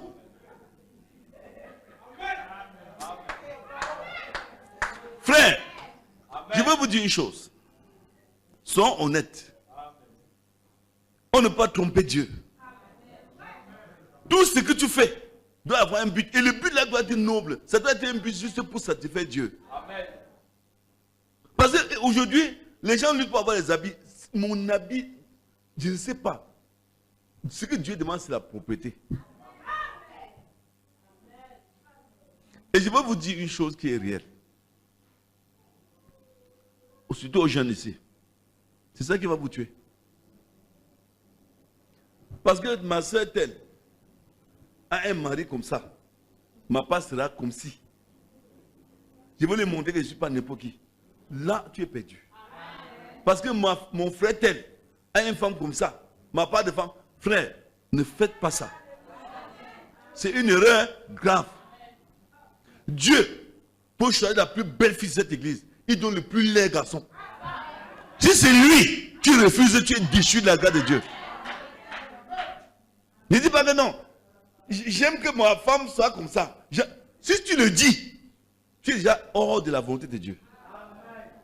Parce que Jean-Baptiste et Zacharie et Élisabeth avaient été prédestinés à donner un enfant qui devait présenter Christ. Et je vous rappelle, il y a le sang dans tout ça.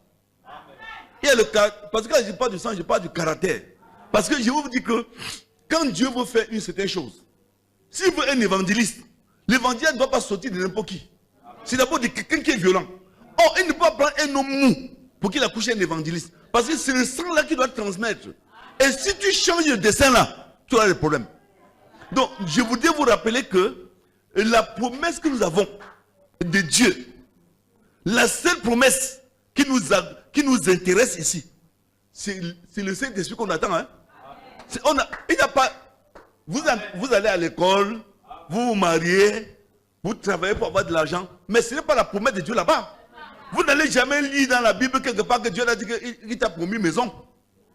Ce sont vos songes qui vous donnent la maison. Dieu n'a jamais écrit dans la Bible que je t'appelle pour te donner une maison à Bassos. Ça n'existe pas. La seule chose que Dieu a écrit dans la Bible, c'est qu'il t'a promis son esprit.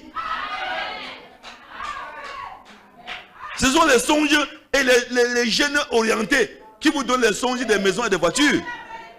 Non, Seigneur, il faut que tu me donnes la voiture. Il faut que tu me donnes la voiture. Dès que tu songes, c'est ça. Et ce n'est pas Dieu. Ce n'est pas Dieu. Parce que ce qu'il dit là, c'est vrai. La seule promesse de Dieu, c'est son esprit. C'est qu'il veut te sortir de la souffrance du péché. Et en te sortant, il te place dans l'abondance. en Dieu, en Jésus-Christ. Donc je voudrais que nous, quand on vient ici, avec la maladie ou sans maladie, on doit venir à l'église. Avec la guérison ou sans guérison, on vient. C'est parce que ce n'est pas la guérison là qui nous fait venir ici. C'est parce que Dieu nous a promis le Saint-Esprit. Oh, depuis qu'il vient, je ne suis pas encore guéri. Mais attends, tu peux même mourir avec ta maladie. Mais si tu n'as pas le Saint-Esprit, ça ne sert à rien. Si je meurs avec ma maladie et que j'ai le Saint-Esprit, où est le problème? La Bible dit qu'Élisée, le prophète de l'âge de son temps, est mort de la maladie dont il souffrait. Il n'est pas au ciel. Qui n'était pas malade parmi eux? Même Jésus a senti mal à la tête. Jésus. Frère Branham dit qu'il avait chassé un esprit sur un enfant. Après, il allait s'asseoir, il a crié ça. Tout le monde est malade. Tout le monde est malade. Donc maintenant, ce qui les réjouit, c'est de savoir que la chose là qu'on attend, est-ce que je l'ai? S'il a déjà ça, tout le reste, ça ne lui sert à rien. L'ami de frère Branham a dit, je me tiens dans quelques minutes devant lui. Il dit que dans quelques minutes, je vais me tenir devant lui, étant revêtu de sa justice. Il n'a pas dit étant guéri. Il a dit étant revêtu de sa justice.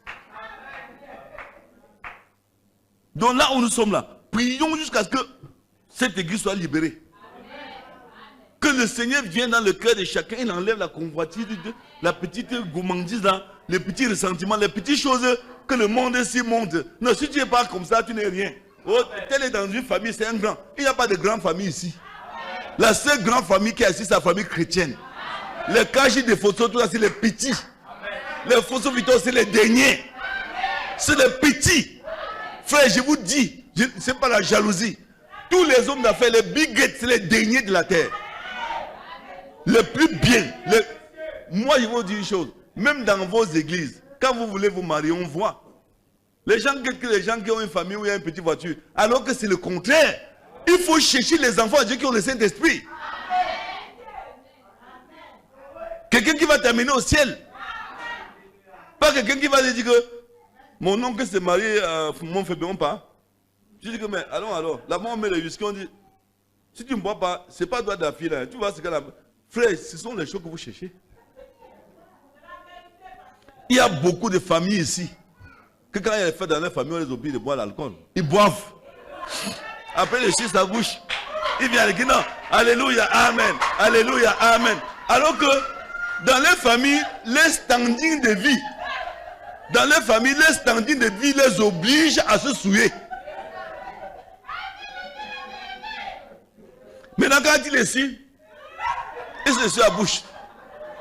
Alors que là-bas dehors, c'est ce que vous faites. C'est ce que vous faites. Oh, il y a des pieux frères ici, des pieuses sœurs ici, qui ont le Saint-Esprit et ne connaissent pas ces choses. Non, on ne les veut pas passer dans la famille, il n'y a pas la voiture. Non, non, non. Je veux pas aller dans la famille là. Frère, moi j'ai souvent dit ici que quand une maman souffre sur son enfant, tu ne dois pas venir augmenter sa misère. Ce n'est pas pour dire que tu viens avec la voiture. Non. Tu viens avec un caractère. Jésus-Christ, on le voit. Et c'est là le fondement de l'église. Parce que quand l'église échoue dans le couple, quand le couple échoue, l'église échoue. C'est pour ça qu'on parle. Est-ce que vous me comprenez? Donc frère, nous sommes en train de travailler pour que le Saint-Esprit vienne sur nous. Sachez l'attendre. Ne laissez pas quelqu'un vous faire croire que tu n'es rien parce que tu n'es pas comme eux. Non, l'église ne doit jamais ressembler au monde. Non, l'église n'a rien à voir avec le monde. Que c'est ce qui vous bénisse.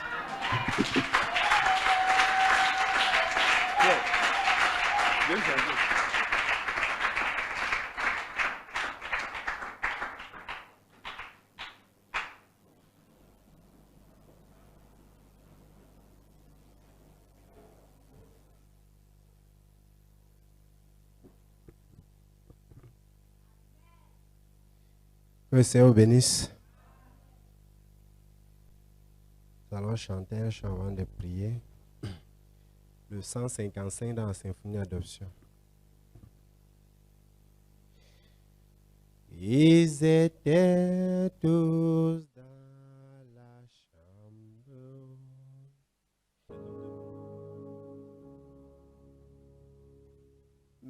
avant que nous, pasteur, nous congédie, on n'a pas conclu exactement le jour où on va faire les 2 jeûnes en semaine. Mais la majorité a remporté, non? Est-ce que nous allons revenir dessus? Sauf si vous voulez qu'on change. Moi, j'ai dit qu'il était préférable qu'on mette 2 jours parce que il y a des gens qui se fatiguent facilement dans les jeûnes.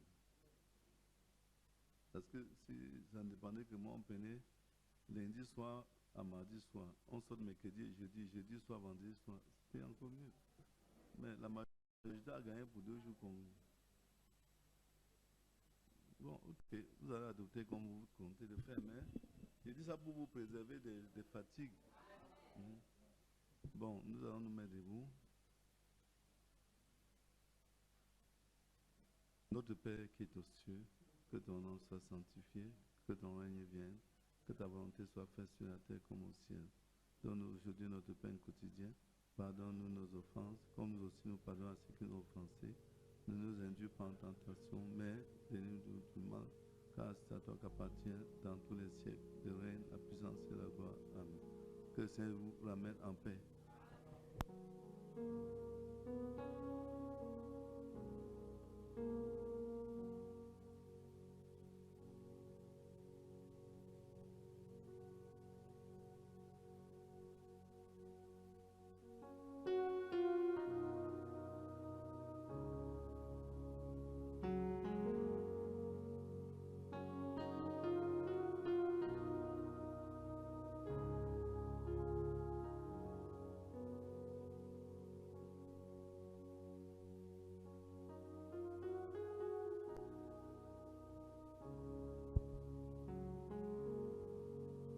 Vous avez bien compris, n'est-ce pas?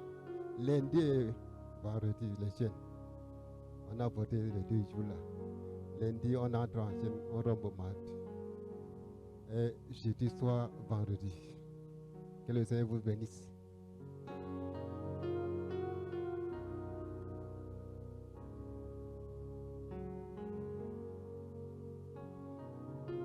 C'est-à-dire, vous rentrez lundi à 18h. Vendredi, on rompt mardi, on rompt à 18h, n'est-ce pas? Jeudi 18h, vendredi 18h.